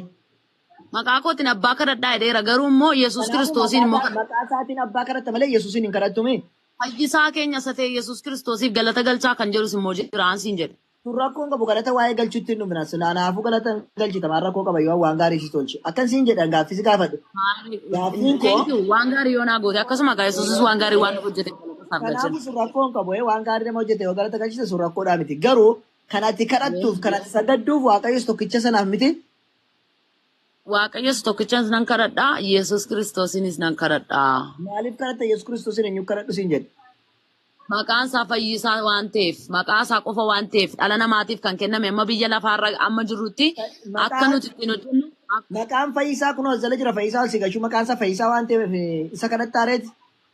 Eeyyee maaliif beektaa caafata qulqullaan maal jira beektaa? Jala jirtaa tokko tokko barreessi Fayyisaa Lellisaa. Akkam beektaa? Koy. Nam tokko maqaan isaa Fayyisaa waan ta'eefidha kadhattaaneeti. Moo Yesuus Kiristoos na kadhadhu jennaan kadhatte. Kunoo fayyeen jira. Maqaan isaa waan fayyisuuf kadhadha. Koy Fayyisaan si geessi galtee akhi. Fayyisaa tokko. Fayyisaa ture dhugaa dubbachuu yoo ta'e Abdushee kan jedhu nama danuu fayyi. Ragaan namoota maqaa keetiin fayyan sana nan barbaada Abdusee. Dhugaasuma sirrii namoota maqaa keetiin fayyan nan barbaada. Waalaikum assalaam koy fayyoo ko baga jiraatte. Galatee mucaan kun musliima amma. Fayyisaadha maqaan. Atamma mucaan kan kadhattaa? Fayye maqaan kee fayyisuu hin danda'a? Hin danda'aaf. Kun maqaan abbaa sana. Mee maqaa Yesuus Kiristoos hin fayyisaa? Fayyee biyyoota irraa kaas. Maqaa Yesuus Kiristoos hin fayyisaati? Eeyyeen fayyisa. Mee kunoo fayyisi kaa kottu mee na fayyisi. Okay, maal na fayyisi ayye. Okay, harka anamini kan si fayyisu Yesuus Kiristoosidha malee. Yesuus miti maqaa isaa fayyisa naan jette maqaa isaa akka inni fayyisu nu barsiisi maqaa isaa. Maqaa Yesuus Kiristoos hin fayyisa lafatti maqaan isaa waamame kamittiyyuu Yesuus Kiristoos hin fayyisa. Fayyisi kaa maqaa isaatiin. Okay, maalirraa? Waan feete irraati fayyisi ka dhukkubsatu isaa tokko du'e isaa tokko maali fayyisi maal fayyisa silaanne maqaan isaa? Maqaa Yesuus Kiristoos cubbuurraa nama fayyisa. Ka biraa cubburuma qofarraa moo? Dhukkubarraas nama fayyisa. Waan hundumaatti iyyuu nama fayyisa maqaa Yesuus. Ayyee mee dhukkubarraas fayyisi du'arraas fayyisi mee fayyisi dhukkubarraati ilaalla. Dhukkuba kamirraa dhukkubichi meerra isa kamidhaan siin jedheen? Dhukkuba kamirraa fayyisa inni? Dhukkuba kamirraa iyyuu fayyisa eenyu dhukkuba rasiisi dhukkuba? Ana dhukkubaarra fayyisi. Okay, eessa keessa dhukkuba? Ani moo? Namni Yesuus Kiristoosiin nama jedhu akka keetti fayyaadha mee fayyisi? Akka inni waaqa godhu taa'isi. Akka inni waaqa godhu? Akka inni waaqayyo jedhuun taa'isi namni Yesuus Kiristoosiin waaqa miti jedhu machees akka keetti nama fayyaa miti. Saniifuu fayyaatti deebisime akka inni waaqa isaan jedhutti. Okay, akka namni waaqa isaan jedhu dhukkubsataa fayyisi jechuu keedha? Dhukkubni Yesuus Kiristoos nama jechuu caale jira akka keessanitti. Waaqa miti. Dhukkuba miti fayyisa wayi. Dhukkubni Yesuus Kiristoosii nama jechuun dhukkubni Yesuus Kiristoosii namummaa isaa amanee waaqummaa isaa mormuu caalaa namatti dhukkubatee biyya lafaa kanarra hin jiru. Kanaafuu dhukkubni isa mitiiree kanaafuu fayyisu dhukkuba sanarraa nu fayyisiin jedhe amma maqaa isaatiin. Maarree dhukkuba sanarraa kan inni ittiin si fayyisu kunoo sitti maan jiraam Yesuus Kiristoos waaqa iddoo qabatamaatti Yesuus Kiristoos waaqa keessi. Maqaa isaatiin atamma fayyisite anammas biratti mee Yesuus waaqaa jedhu mee na fayyisi maqaa isaatiin. Okay, maqaa Yesuus Kiristoosii waa'ee dhukkuba safoonii fi isa kana walitti fidin cubbuu keerraa kanatti ittiin qulqullaa'uu dandeessu maal gochuudhaan beektaa? Yesuus Kiristoositti amanuudhaanidha. Akkasii? Yesuus Kiristoos akka du'e akka du'aa kee waa'ee keetiif gara biyya lafaa kana akka dhufe amanuudhaani dhukkuba kee kamirraa Yesuus hin dandeessi. Maraataa wayiin Ayyoo gara isaa dhufe malee fayyuu hin danda'u. Koy gidduun seenaa tokko dhiifama maaleesh. Gifti. Yesuus Kiristoos maraataan fayyisamoo fayyisu maqaan isaa? Hin fayyisa. Kanaafuu maraataan Yesuus tamanee kee fayyamoo maraataadhaan noo akkamitti fayyisa? Maraatuun hin masliimayyuu maraatu waan ta'eef fayyaa. Kanaafuuti utuutti namanii Yaaduu fayyamiti. danda'u toora namaa keessaa baheeraam inni maaliif yoo jettee akka namni tokko yaaduu nama guutuu miti inni laa hirrina qaba yaaduu hin danda'u. Kanaafuu maraatuu waan ta'eef utuutti namanii fayyeera. Maraatummaan immoo waaqa miti jechuu caale hin jiru akka keessanitti. Maraatuu sanarra maraatummaa isa fayyaa qaba jedhee Yesuus namadha jedhuu fi waaqa miti jedhu caale kan jiru. Kanaafuu akka keessanitti nutu Maraatumni suni waanuma tokkoyyuu maraatummaa isaan beeku waan ati beekuu qabdu jechuudha. Maraatummaan inni kan keessanii garuu yookaan inni kan keetii utuu beektanii waan isin gootanidha malee ati koowwan maraatummaan kee kun jechuudha adda adda baafachuu hin dandeessaati sii galee. Nama dhukkubeen fayyistu utuu namaniin Yesuusitti dirqama amanuu qaba. Amanuu qaba. Maa akka gibira kaffalaadhi kaadura kun maal amanuu wanti maal jedhama kun dirqamsiisanii. Fayyuudhaaf Yesuus maaliif maqaatti itti naman eebbisiis fayyisuu danda'a? Amantii jechuun maal jechuudha? Maqaanatti itti naman eebbisiis fayyisuu danda'a qoyi maqaanatti itti naman. Yesuus Kiristoos waa hundayyuu fayyisa naan jette sila amma immoo lakkitti amantu malee jette kun kijiba tole. Sanni isa ammas bira. No. Maqaa Yesuus Kiristoos warra tamanan kamiifiyyuu humna hojjetu of keessaa qaba. Ayi bilbila isaan fida mucaa kiristaana kalee dhukkubu tokko jira bannaati akkamitti. Feesbuukii koo silkii gara jira amma bude. Qoy al tokko si hojjete bilbila na yaala. Mucaa kalee isaa lama tokko jira Yesuus tamaneera. Mee fayyisa man. Rakkoon hin jiru waami hin kadhannaafiiti. Nan kadhadhaafan. Fayyistee nu garsiista malee. Aarre nan kadhadhaafin siin jedheem. Waa Yesuus Kiristoos dhufee hin fayyisa mucaa kan. Ammuma fayyista. Hin fayyisa ana miti Yesuustu fayyisa malee. Isuma ka amma fayyisa miti Yesuus akka keetti. Eeyyee Yesuus hin fayyisa mucaa kana Ammuma moo. Eeyyee hin fayyisa. Inni na kana manu ta'ennaan hin fayyisa. Ma amaneera mucaa amanee pheenxee intini malee hin gadhiifnedha.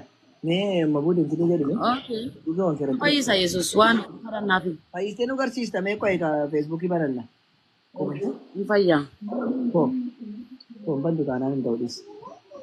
Maajo kiristaanonni jalatti dhukkubsattan hin jirtanii?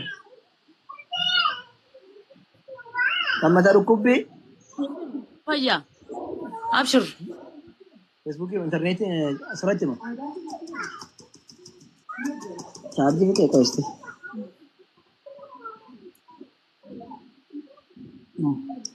Yaa obboleetti dhugaa rabbi Yesuus fayyisuudhaan danda'u. Yesuus Hin fayyisa malee sirriitti. beekuu Kana koosin himtu yoo argaartu ragaa qabatamaa waan meeqaa argaartu. qoy Yesuus Kiristoos kan du'aa kaase waan jedhaniifi Dhageenyu fudhachuu dadhabne malee Yesuus Kiristoos akka inni fayyisaa argaarra. Alaazaar Yesuusitti amaneeru kan inni du'aa kaase. Eh? Alaazaar eeqabdalla. Alaazaar Yesuus Kiristoositti amaneeru kan du'aa kaase. Alaazaar Yesuus Kiristoositti amaneera. Yooma amane du'ee moo? No, Yesuus Kiristoostu du'aa kaase Alaazaariin. Ikkoo utuu du'aan kaasinitti amanee turee usiin jedhe. Obboleessa isaa turedha macaafi qulqulluun hin daawun. Ani gaaffisi gaafadha Alaazaar Yesuus Kiristoositti amanee ture yeroo du'ee usiin jedhe. Kaawwatta amanee ture. Ragaa naa kennu. Obboloonni isaatti amananii waan turaniif innis itti amananii jiran. Innis itti amananii. Kan isaasi gaafadhe malee. Alaazaariin ikkoo Yesuus Kiristoos hin jaallata turedha. Baay'ee addatti iyyuu jaallata ture. Si gaafanii. Amanee ture yoo amanee ture ragaa naa kenni siin jedhan. Yesuus Kiristoositti amanee jiraachuu isaaf dhiisuu isaa moo? Yesuus Kiristoositti amanee jira, amanee hin jiru kan jedhu soba baminim taamirin dubbadhu macaafa qulqulluurraa Yesuus Kiristoos Alaazaar Yesuus Kiristoositti amanee ture kan jedhu hin jiru, amanee hin turre kan jedhus immoo hin jiru. Garuu wanta tokko wantatti beekuu qabdu Alaazaar nama Yesuus Kiristoositti baay'ee dhiyaatu. Sanniis tole. Mee Yesuus Kiristoos anaan kadhadhaa kan jedhe jira macaafarra. Yesuus Kiristoos anaan kadhadhaa hin jenne. Kanaafuu maaliif kadhatta reeggan jenne? No. Yesuus Kiristoos anaan kadhadhaa jedhe osoo hin taane isin amma ammaatti waanuma tokkollee maqaa kootiin hin kadhanne garuu maqaa kootiin kana booddee Waaqayyo abbaa keessan kadhadhaa jedhe. Kanaafuu anaan kadhadhaa hin jenneem dire. Meetumtiyyuu kana godhi natti agarsiisi kaa. Rakkoon jiru kan kosin gaafanne garuu anaan kadhadhaa hin jenneemi. Eeyyeeno garuu immoo Yesuus Kiristoosin akka nuyi galateeffachuu qabnu caafanni qulqullaa'an hin dubbata. Rakkoon qabu galateeffadhu yeroo hundaa. Macaafi waan jedhu immoo gochuu qabna waan ta'eef. Ayye gaaffii bira. Yesuus Kiristoos naa sagadaa jedheera. Yesuus Kiristoos naa sagadaa hin jennu. Galatoome.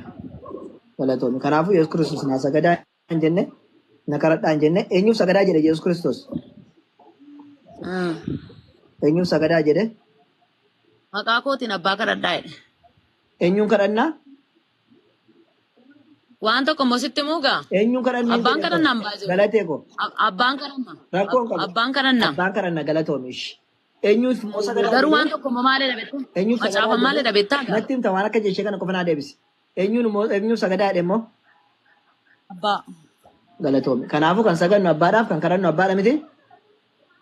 Waan tokko immoo sitti ni magaa. Natti himta kan kadhannu abbaa kan sagannu abbaadha miti? Galatoomi. Kanaafuu abbaa sana maa kadhate abbaa sana sagannere.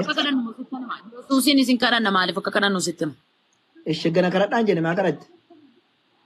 Yesuus Kiristoos afanni qulqullaa'aan maayidha mul'atu Yohaannis boqonnaa 5 keessatti. Sorry lakkoofsa isaa dagadheera maal jedha beektaa?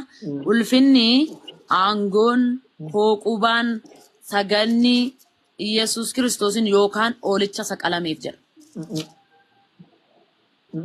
Kutaa saphaa fadhee.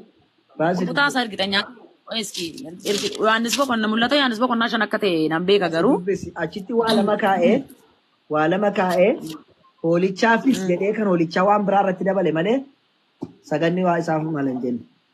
mul'ata 5 keessadha. Lakkoofsa meeqa akka ta'e garuu dagadheera soori. Nan ilaala ganaa obsaa ishii. Gaafa rakkoon tokko hin jiru.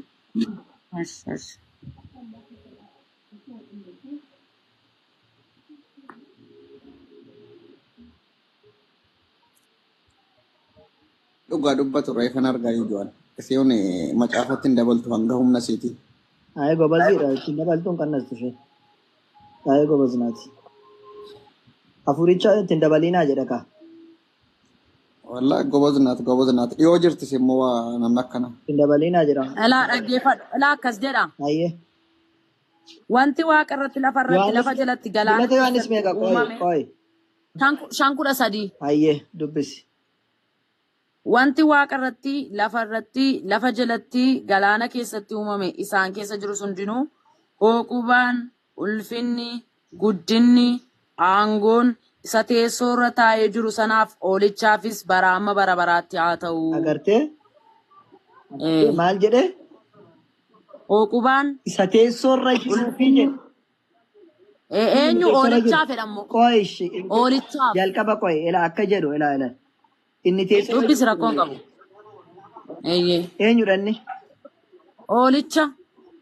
Ayyee. Lakki jalqabarraa wanti waaqa irratti lafa irratti jedhe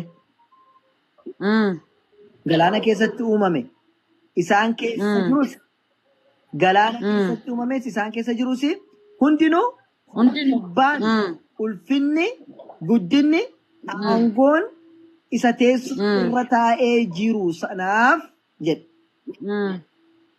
Eenyuufidha? Eeyoodha itti fufi dubbisi kaa. Hoolichaafis bara amma baraatti maal haa ta'u jedhe? Haa ta'u jedha. Maal? Bara amma bara aangoon hooqubaan ulfinni kaa. Lakki. Kan inni dubbataa jiru asitti jalqaba komaa keessatti maal jedhee komaa irratti kaa'ee wanti waaqa irra jiru wanti waaqa irratti lafa irratti lafa jalatti galaana keessatti uumame isaan keessaas jiru hundinuu hooqubbaan ulfinni guddinni aangoon isa teessoo irra taa'ee jiru sanaaf jedhe. Alaa qoy ndaawun siin ibsaati. Jalqabaa kaasne yoo dubbisne nu gala kutaan kun dubbiseera la dhaggeeffadhu. Lakkoofsa 12 kaasne dubbisa. Ayee dubbisi. Isaan sagalee guddaadhaan warri waaqarraati. Warri wanta kana dubbataa jiru. Ayee. Isaan sagalee guddaadhaan oolichi inni qalamee aangoo badhaadhummaa, ogummaa, humna, ulfina, guddina, hooqubaa fudhachuun kan maleedha jedhan. Wanti waaqarratti, lafarratti, lafa jalatti, galaana keessatti uumamee isaan keessa jiru hundinuu.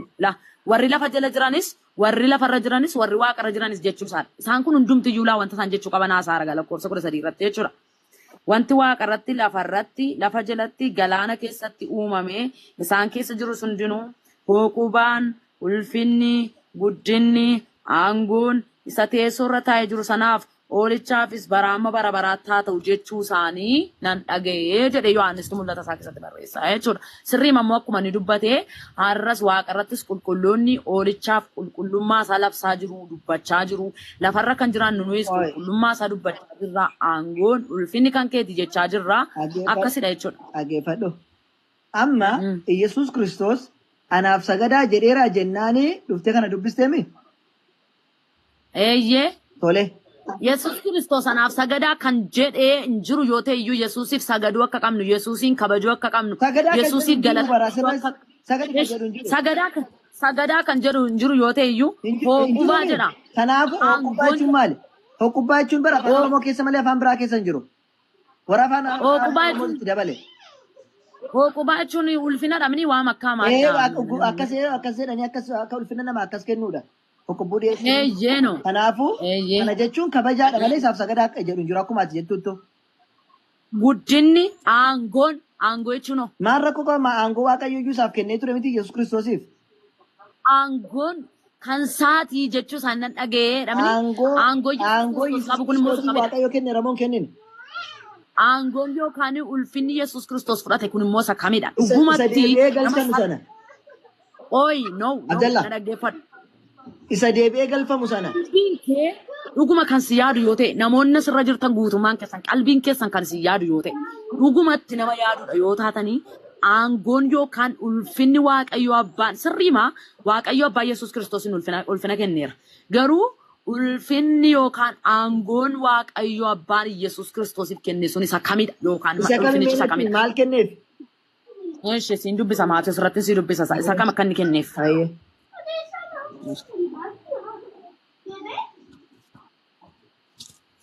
Naaf si baasaan jira kunoo. Rakkoo hin qabu.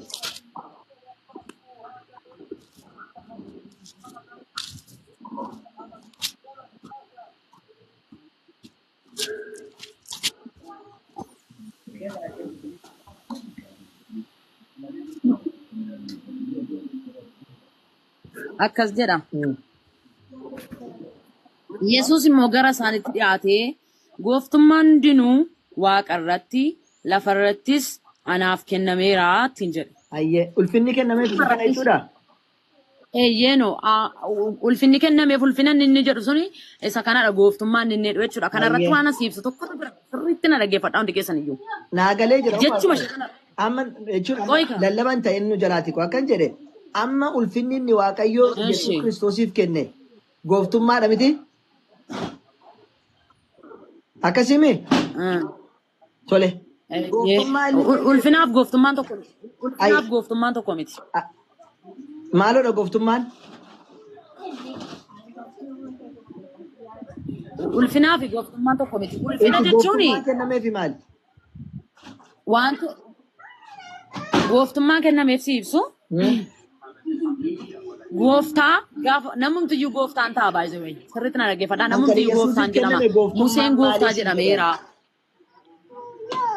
Okay gooftummaa Yesuusiif kenname waan hundumaa irratti gaafa isin jedhu namni waan hundumaa irratti gooftummaa qabaachuu hin danda'a. Danda'u dhaggeeffattee namni waan hundumaa irratti tasumayyuu gooftummaa qabaachuu hin danda'u. Gooftummaa Yesuus Maaliif waan ta'e tokko yookaan immoo galate gooftummaan inni kenneef qofa natti himi maali gooftummaan inni kenneef? gooftummaa waaqa irratti lafa irratti waan hundumaa irratti gooftummaa kenneef. Gooftummaan sun maali?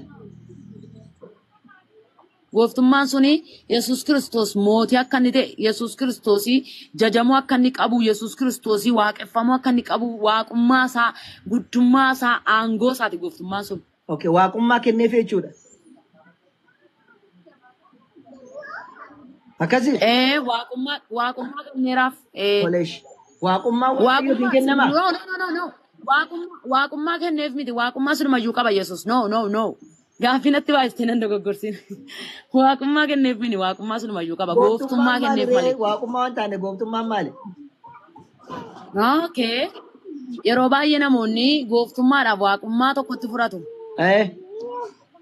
Waaqa isa jiru sana gara gooftummaa kanaatti sii fida. Yesuus Kiristoos garuu waaqa irrattis lafa irrattis gooftummaa gaafa jedhu mootii ta'uusaa gooftaa wanti jedhamu tokko mootii jedhama. Jechuun aangoo jechuu jennu aangoo kenneef. Aangoo waan hundumaa akka inni godhu waan wanta barbaadu gochuu danda'a Yesuus. Waaqayyo abbaa isaa wajjin kan isa garaagara godhu tokkoyyuu hin jiru. Rabbi tokkicha wajjin kan adda isa baasu tokkoyyuu hin jiru. Wanta Rabbi gochuu danda'u hunda isaa Kanaafuu gooftummaa kenneefi aangoo kenneefi jechuudha Yesuus Kiristoosiif. Akkasimi? Tole. Mootummaan Waaqayyoof hin kennamaa? Mootummaan Waaqayyoof hin kennamaa? Maali mootummaan sun mayyuu kan isaati eenyutu kennuuf hin danda'a? Maarree maaliif Yesuusiif kennaree mootummaan qabu Yesuus waaqa naan jenneeti? Gooftummaa siin jedheem gooftummaa kenneefi. Mootummaa miti gooftummaa jechuun mootummaa aangoo jechuu miti. Waaqayyo mootummaa qaba moo hin qabu? Waaqayyo Yesuus Kiristoos uumarraa kaasee Waaqayyo aangoo qaba moo hin qabu? Maaliif hin qabure? Yesuus Kiristoos maaf dhabee innaan abbaan kenneef? Abaan no kutaa kana irratti immoo si ibsuu gaa. Maaliif kenneef? Kanarraa siin ibsa gaasa kana jechuudha. Naa ibsime. Maaliif kenneef kan jedhu kutaa kana keessatti namoonni Yesuus Kiristoosiin wanta inni yeroo inni du'aa ka'e maman jiru. Toomaas fa'aa kan jedhamu jechuudha. Si galeera mini? Ijaama malee kenneef malee Waaqayyoon kennuuf ture? Maaliif hin kennuuf ree anaaf kennameera waan isaaf kenname dhugaa baaraam Yesuus. Kanaafuu erga kennameef maaliif kenneefi siin jedhan? Yoomi kan kennameef? Wanta kenneef sitti maan jira? Yoom ka kenname? Yesus Kiristoos waaqummaa isaa Dura waaqayyo dura meenatti yoom jiru. kennameef mee dura adda nu baase yoom kennameef? Yesus Kiristoos yeroo isaaf kenname naasa'u garuu akka isaaf kenname haasaaf kana. Yeroo isaaf kenname garuu naasa'u. Erga yeroo isaan haasofne waaqayyoo fi aangoon hin kennamaa usiin jedhan. Ani immoo wanta sitti immoo jechuudha gaa. Natti nimiinsa naa kenna waaqayyoo fi aangoon hin kennama. Echi gaaffii kee gaaffiidhaan si deebisuuf gaaffii si gaafadha. Maa deebis gaaffii deebii maa ta'u malee naa kenna. Yesus Kiristoos kutaa kana keessatti gooftummaa nanaaf kennameera gaafa jedhamu yeroo gooftummaan isaaf kenname dubbateera. Ani dubbatee roominsiin jedhe yoom kennaniif hin beeku naan jettee eeggan beekneeti gooftummaa yookiin waaqayyummaa yookiin aaboon waaqayyoof hin kennamaa hodhe si gaafadhan. Gooftummaa sanaan immoo kana kunoo isan si gaafadhaaram gaaffii kee kana si deebisuu fi kana si Ani gaafadha. yeroo isaa dubbatu isaa dhiisus ani abbaa macaafaa miti abbaa macaafaa siidha. Ani gooftummaa dhumti kennameefi jennaan duris haa ta'u ammas haa ta'u yoomuu Goobas. waaqummaan akkamittiin gooftummaan aangoon akkamitti waaqaaf kennama waaqayyoo jalqabuma aangoo qabaannaan waaqa jedhame akkamitti kennamaafi siin jedhe. Okay, isa kana gaa jechuudha. Yesus waaqayyo abbaan ilma isaa waan hundumaayyuu dabarsee itti kenneera. Gaafa isin jedhu waan hundumaayyuu karaa ilma isaa gochuu barbaadeera. Wanta hojjetu ta'ee ofii masaatii yoo jedhamu ofii masaayyuu rabbi tokkichi kun rabbi guddaa mana ga'utu jiru ta'ee jiru ilma isaa keessa jiraachuutti akka gammadee waan hunduma waaqayyo masa guutuudhaan iyyuu ilma isaa keessa akka jiraatu taasisaa jechuudha. Kanaaf iyyuu ati lama gootee na jala alaalaarta. Rabbi achi keessee Gaaffii si gaafadheera gaaffiin koo waaqayyoof aangoon hin kennamu hin kennamu qofa. Hin kennamaa hin kennamu. waaqayyoof aangoon hin kennama moo hin kennamu? Waaqayyoof masaayyuu aangoo qabeessadha. Ani gaaffis gaadha hin kennamu moo hin kennamu waaqaaf aangoon? Waaqayyo ofuma isaayyuu aangoo qabeessadha. Gaaffiin si gaafadhe qaxxitaa naa deebisi waaqayyoof aangoon hin kennama moo hin kennamu? An deebis. Wabiitti deebina qoy naasitti dhufna. Oi, wabi, qoy naasayiniiti. Kutaa kana keessatti Yesuus Kiristoos gooftummaan naaf kenname aangoo naaf kenname. Waaqummaan aangoon waaqaaf hin kennamu moo hin kennamu? Yesuus Kiristoos ikkoo yeroo biyya lafaa kanarra ture namummaadhaan ture.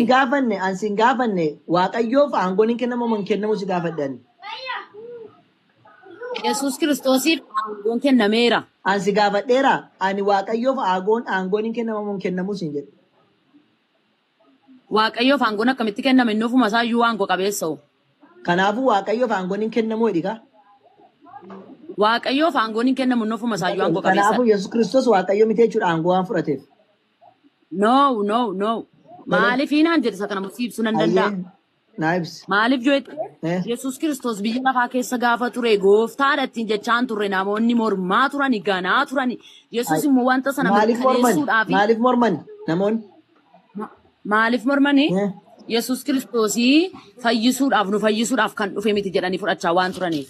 Ko maaliif mormanii siin jedhe kanaaf jedhanii mormanii waaqayyoo gooftaa miti jedhaniini. Waan baay'eedhaaf mormame Yesuus tokko gooftaa miti jedhamee fuudhi mormameera. Deebi'ee du'aa ka'uu isaarratti bartootuma isaa keessaayyuu mormameera. Du'aa ka'uu isaarratti bartootuma isaaniitu iyyuu Toomaas kan jedhamu mormeera. Ani nama nu kana jedhee jechuudha. Inna waaqarrattis lafarrattis gooftummaa nanaaf kennameera. Ani gooftaadha dhee ofii isaatti mul'ise jechuudha. Eenyummaa isaa ibseef. Kanaafuu gooftummaan kennamnaafi waaqa miti waaqaaf gooftummaan hin kennamuu siin jedhan. Walii galle barkana. Waaqayyo ofuma isaa gooftaadha. Maaliif gooftummaan kennameefii siin jedhan. Sitti meem lafarra jira namoonni yeroo inni lafarra jira. Lafarra yeroo jiru kennameefii jechuudha. Yesuus Kiristoos lafarra naa dhufe waaqa miti himaa. Namummaa isaatiin dhufe. Malee waaqummaa hin qabu jechuudha naa lafa dhufe. Maali koo namummaa isaatiin jiraachaa ture. Kanaafidha inni waan ibsan barbaadu. Yesuus Kiristoos yeroo lafa dhufee waaqummaa osoo hin taane namummaa qofa qabaa jechuudha. Namummaa isaatiin jiraachaa ture. Garuu immoo bifa waaqayyummaa isaatiin. Malee waaqummaa. No, na dhaggeeffadhu. No osoo hin taane malee akkan si gaafadhe. Sitti maan jira kaa? Sila qabu jedhi Yesuus Kiristoos yeroo lafa jiraataa ture waaqummaa qaba moo hin qabu? Maaliif hin qabure? Erga qabaateeti akkamitti kennameefii siin jedhe. Iyyoon kennamneef baay'isa wayittumaan dhufe suma duruu qabuun dhufe malee inni waaqayyummaa kennamneef. Gooftummaan naa kennamuu Gooftummaa danda'e. kennameef aangoo kennameef waaqayyummaaf gooftummaan tokko mini. By the way. Waaqayyummaaf gooftummaan tokko miti. Kanaafuu waaqayyo Sitti beema sin. bakka walii galee amma immoo walii galee akkas taanaan Waaqayyummaatti waaqayyummaa fidamuu qaba siin jedhu. waaqayyummaa qaba garuu aangoo kennameef jechuudha waaqayyoof aangoon hin kennamu naan jenne tamma Siin jedheem. akkamitti kennameef illee waaqayyummaa qaba naan jetteetta. Namummaa isaan ture biyya lafaarra namummaadhaan waan tureef. Filis maraan taphatiin No. Yesuus Kiristoos waaqayyummaa jalqaba iyyuu qabaa naan jettee erga waaqayyummaa jalqaba qabaateeti gooftummaan akkamitti kennamaafi siin jedhe. Waaqnoof yoo aangoo qaba aangoon akkamitti kennamaafi.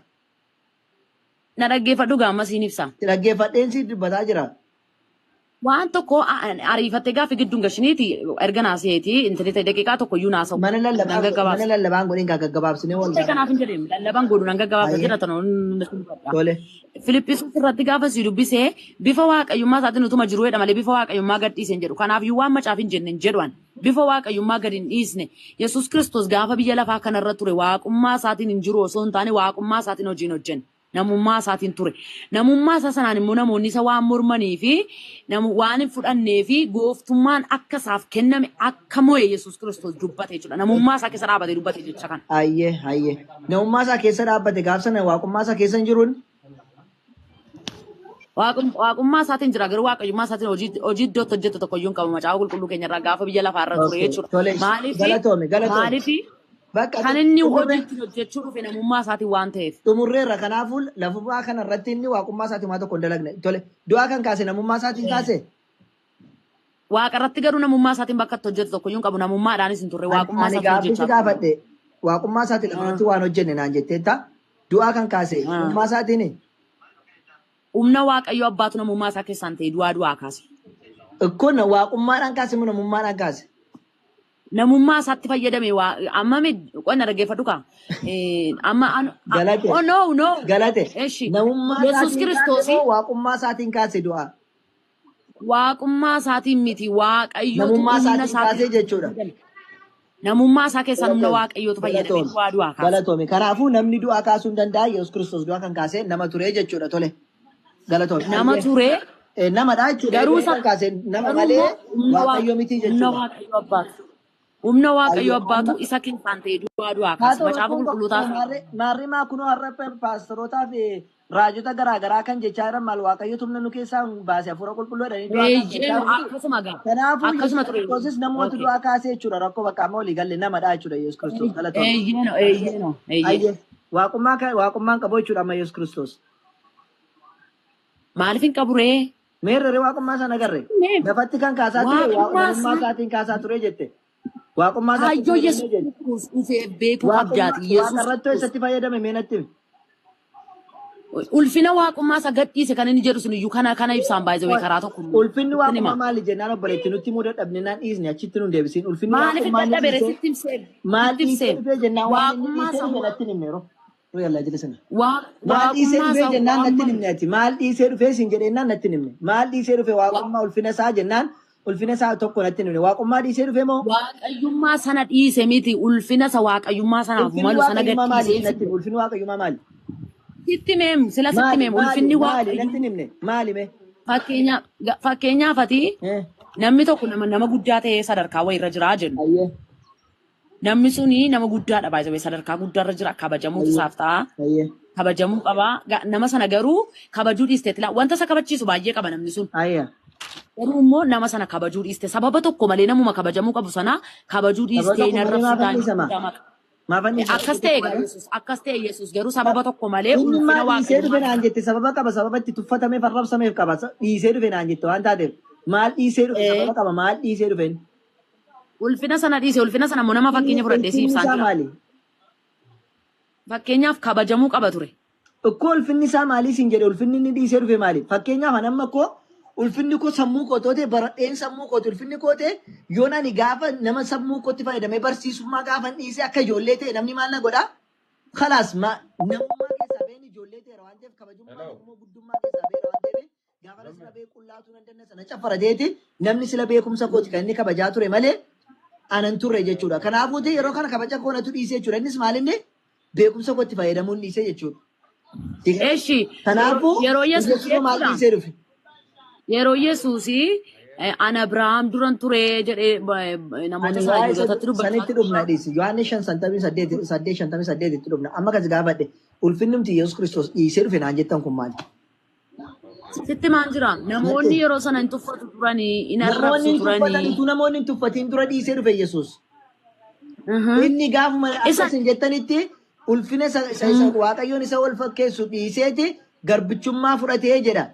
Kanaafuu ganaa garbichummaa gaafa fudhatu ijoollummaa isaa irraa kaaseetu kan inni dhiisetu ijoollummaa isaa iyyuu utuu hin dhalatiin durayyuu dhiiseera inni. Kanaafuu maal dhiisee? okay Yesuus Kiristoosin fudhate gaafa jiru kutaa sana irratti haasa'amaadha malee fudhanne sadii gana. Kan gadhiise natti miti kan fudhate immoo itti dubbanna. Maal gadhiise maal fudhate dura maal akka gadhiise natti bisan booddee maal akka fudhate itti himu. Ulfina waaqayyummaadhaaf ta'u sana Ulfinni maali? gadhiise. Ulfinni waaqayyummaaf ta'u maali? Ulfinni waaqayyummaaf kan ta'u kabajadha, sodaachuudha, wanta waaqayyoo sanarraa dhufu fudhachuudha. Kanaafuu waaqayyummaa isaa dhiisee dhufe jechuudha wanti kabajni dhiifamee jennaan. Waaqayyummaa isaa Oyi kabajni dhiifamee jennaan waaqayyoon kan isa walqixxeessu kabaja waan ta'eef ulfina isaa kabaja isaa dhiisee dhufe taanaan waaqayyummaa isaa dhiisee dhufe jechuudha. Waaqayyo kan taasise maaliif jennaan kabaja isaati. Ulfina isaatu waaqayyo taasise waan ta'eef jechuudha. Kabajan qabu taanaan okay waaqayyo ulfina ta'uu danda'u. dhabuunsaa eenyummaa isaas jijjiiruu qabaa jechaarta takka techaartutti. Ulfina dhabuunsaa eenyummaa waaqayyummaa isaa sanas gadhiisisuu qaba. Ulfina dhabeera taanaan Asitti eenyummaa gaafataa jira situ jedhe bar eenyummaan isaa akkasumatti waaqayyo kan isa taasise silumaayyuu waaqeffachuu isaati miti maa waaqayyo kan jedhame. Waan waaqeffatte waaqayyo jette malee maqaa waaqayyo dhabu iyyuu kennamuuf ture. Miti eeshi gaaffiinsi gaafadha. na gaafadhu ilaali kabajuun ulfeessuun hundumtuu waaqummaadhaaf waaqessuudha. Kabajni Erga wanti sana gadhiisee waaqessuudha. waaqayyummaa isaa gadhiisuu qabaa. Eette mineeti. Erga ulfina sana gadhiisee waaqayyummaa isaa maal dhiisee dhufeensi gaafadhe malee maaluma dhiisee dhufe ulfinni waaqayyo isaan isa qixxeessu maali kan inni dhiisee dhufe? isa si ibsee ulfinni suni waaqayyummaa isaa wanta inni fudhatamuu qabu, kabajamuu kan qabu, sodaatamuu kan qabu sanatu dhiisee dhufe jechuudha. Kanaafuu waaqayyummaa isaa Elaa dhiisee kana itti meme. Kanaafii waaqayyummaa isaa dhiisee jechuudha kan jette miliinsiin jedhama. galatoome akkas taanaan walii galleedha. No. Waaqayyummaa isaa Akkas dhiisee jechaa ta'e. Akkasumatti fakkeenya si fudhadhe gaaffii si bakka gaafadha. dhiise Gaaffii maraamartoo si gaafadha. bakka nama biraa taa darbu bahee dhiisi bakka baata akkasiin ta'a. No, gaaffii si gaafadhaan jedheen. Maal goota ree ta'uu dide haa ta'u waan takka Eeshi maraamartoo gaaffii si jettaa gaafadha. lakki jetta jettaa lakki jetta deebitee maal sii goona nama biraa gashidha bakka mee dhiisi dhaggeeffadhu. Gaaffii si gaafadhaan jedheen gaaffii kun adeebisi. Naan gaaffii na gaafadhu rakkoo qabu garuu siin akka nama maraamartoo taatetta waan ta'eef dhiisi na gaafadhata. Lakki maraamartoon taane na dhaggeeffadhu. Ayyee. Amma fakkeenyaaf nama baay'ee sadarkaa guddaarra jiru tokkoon fakkeenya si fudhadha. Qabeenyaanis nama baay'ee sooromee jiru tokko bakka laayifii istaandardii isaa eeggate nama jiraatu tokko jechuudha. Hiyyeessa tokko gammachiisuuf jedhee hiyyeessa karaarra taa'u tokko gammachiisuuf jedhee yookaan immoo nama sana fakkaateetti dhiyaachuuf jedhee uffata uffatee gara hiyyeessa sanaa dhaqa. Nyaata inni nyaatu bakka inni taa'u daandiirra taa'ee dhaqee isaa wajjin nyaata. Gammaddu kaa hiyyeessi kanatti. Ooyi kana dhaggeeffadhu maa. Hiyyeessi akka ishiitti hin gammaddu. Hiyyeessi yoo sooressi wajjin dhufee taa'e yoo sooressi zanaa nama jedhu bira taa'e nama kennuu danda'u nama argite gammaddi malee hiyyeessa akka ishiin naa agarti dammoo jettee achi garagaltee as dassitu si jammar. Atoo nam ficcisiistu maali akkamitti naasaa? Ficcisiisa ree loojikii hin taane fidde malee hiyyeessa akka keetti uffatti malee hin gammaddu. Loojikii miti. Loojikiidha kun koo waan namni beekuun karaa tokko dhuftee naa ibsuun kee loojikii jedhama.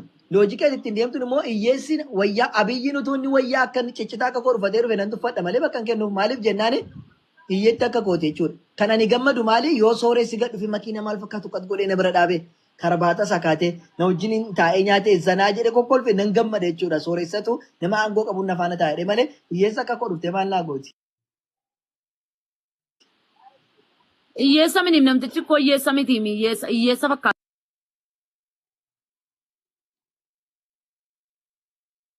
Dhaqe malee fakkeenyaan si fudhadhe hiyyeessa dhaqe siin jechaa Fakkaatee jiru. ilma dhaqee kanaafuu hin gammadu hin jedhaan ittiin gammadu na fakkaatee kan dhufe sana hiyyeessa dhee hin jibba waan ta'eef ittiin gammadu.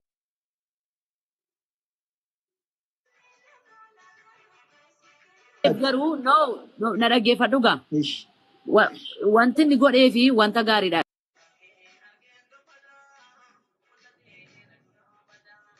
namni hiyyeessa fakkaatee dhaqe sun hiyyeessa mini akka inni qabeenya guddaa qabu fakkeenya si fudhadheera. Ishi. Gaafa dhaqee bira taa'u sana hiyyeessa fakkaatee dhaqu iyyuu malee wanti inni godhee fi wanta guddaadha ofii isaatiis uffata erga dhaqee bira taa'ee taasee istirii isaa bareen booddee uffata nama sanarra jiru jijjiiree uffata ofii isaas yoo jijjiiree lamaan isaanii iyyuu maal ta'u jechuudha. Inni sunis uffati isaa jijjiirameera inni kunis uffati isaa jijjiirameera. Siigalee namni lamaan isaanii iyyuu gammachuu qabaatu. Garuu immoo waan tokko si gaafadha kanarra dhaabadde.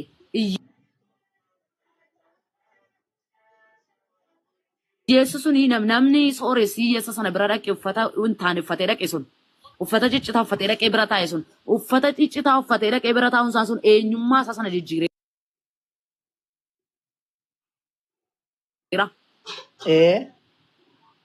Akkamitti? Akkamitti jira gobas.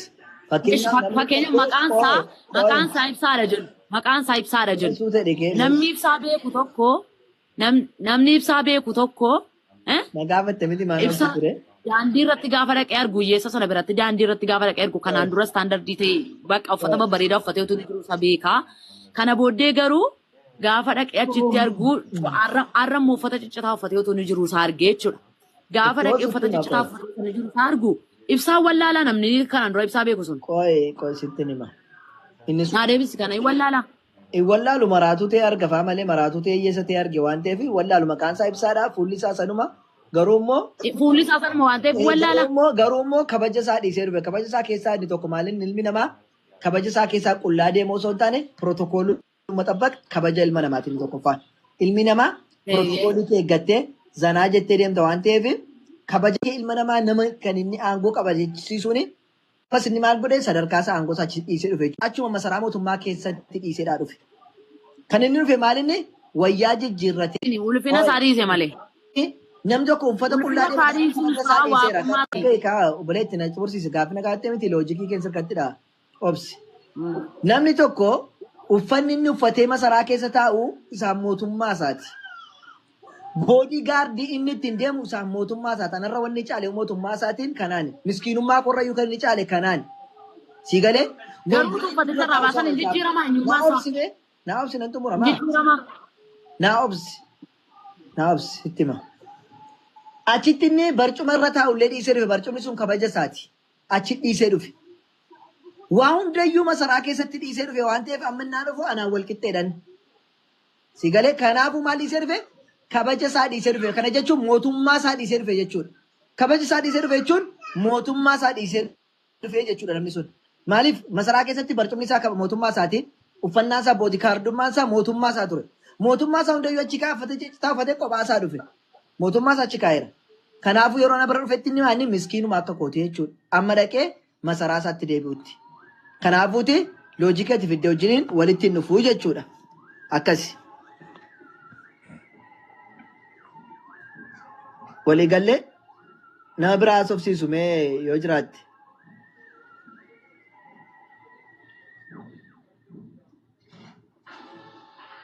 Ijoo sagaleen koo jiraa moo kan ishiiti?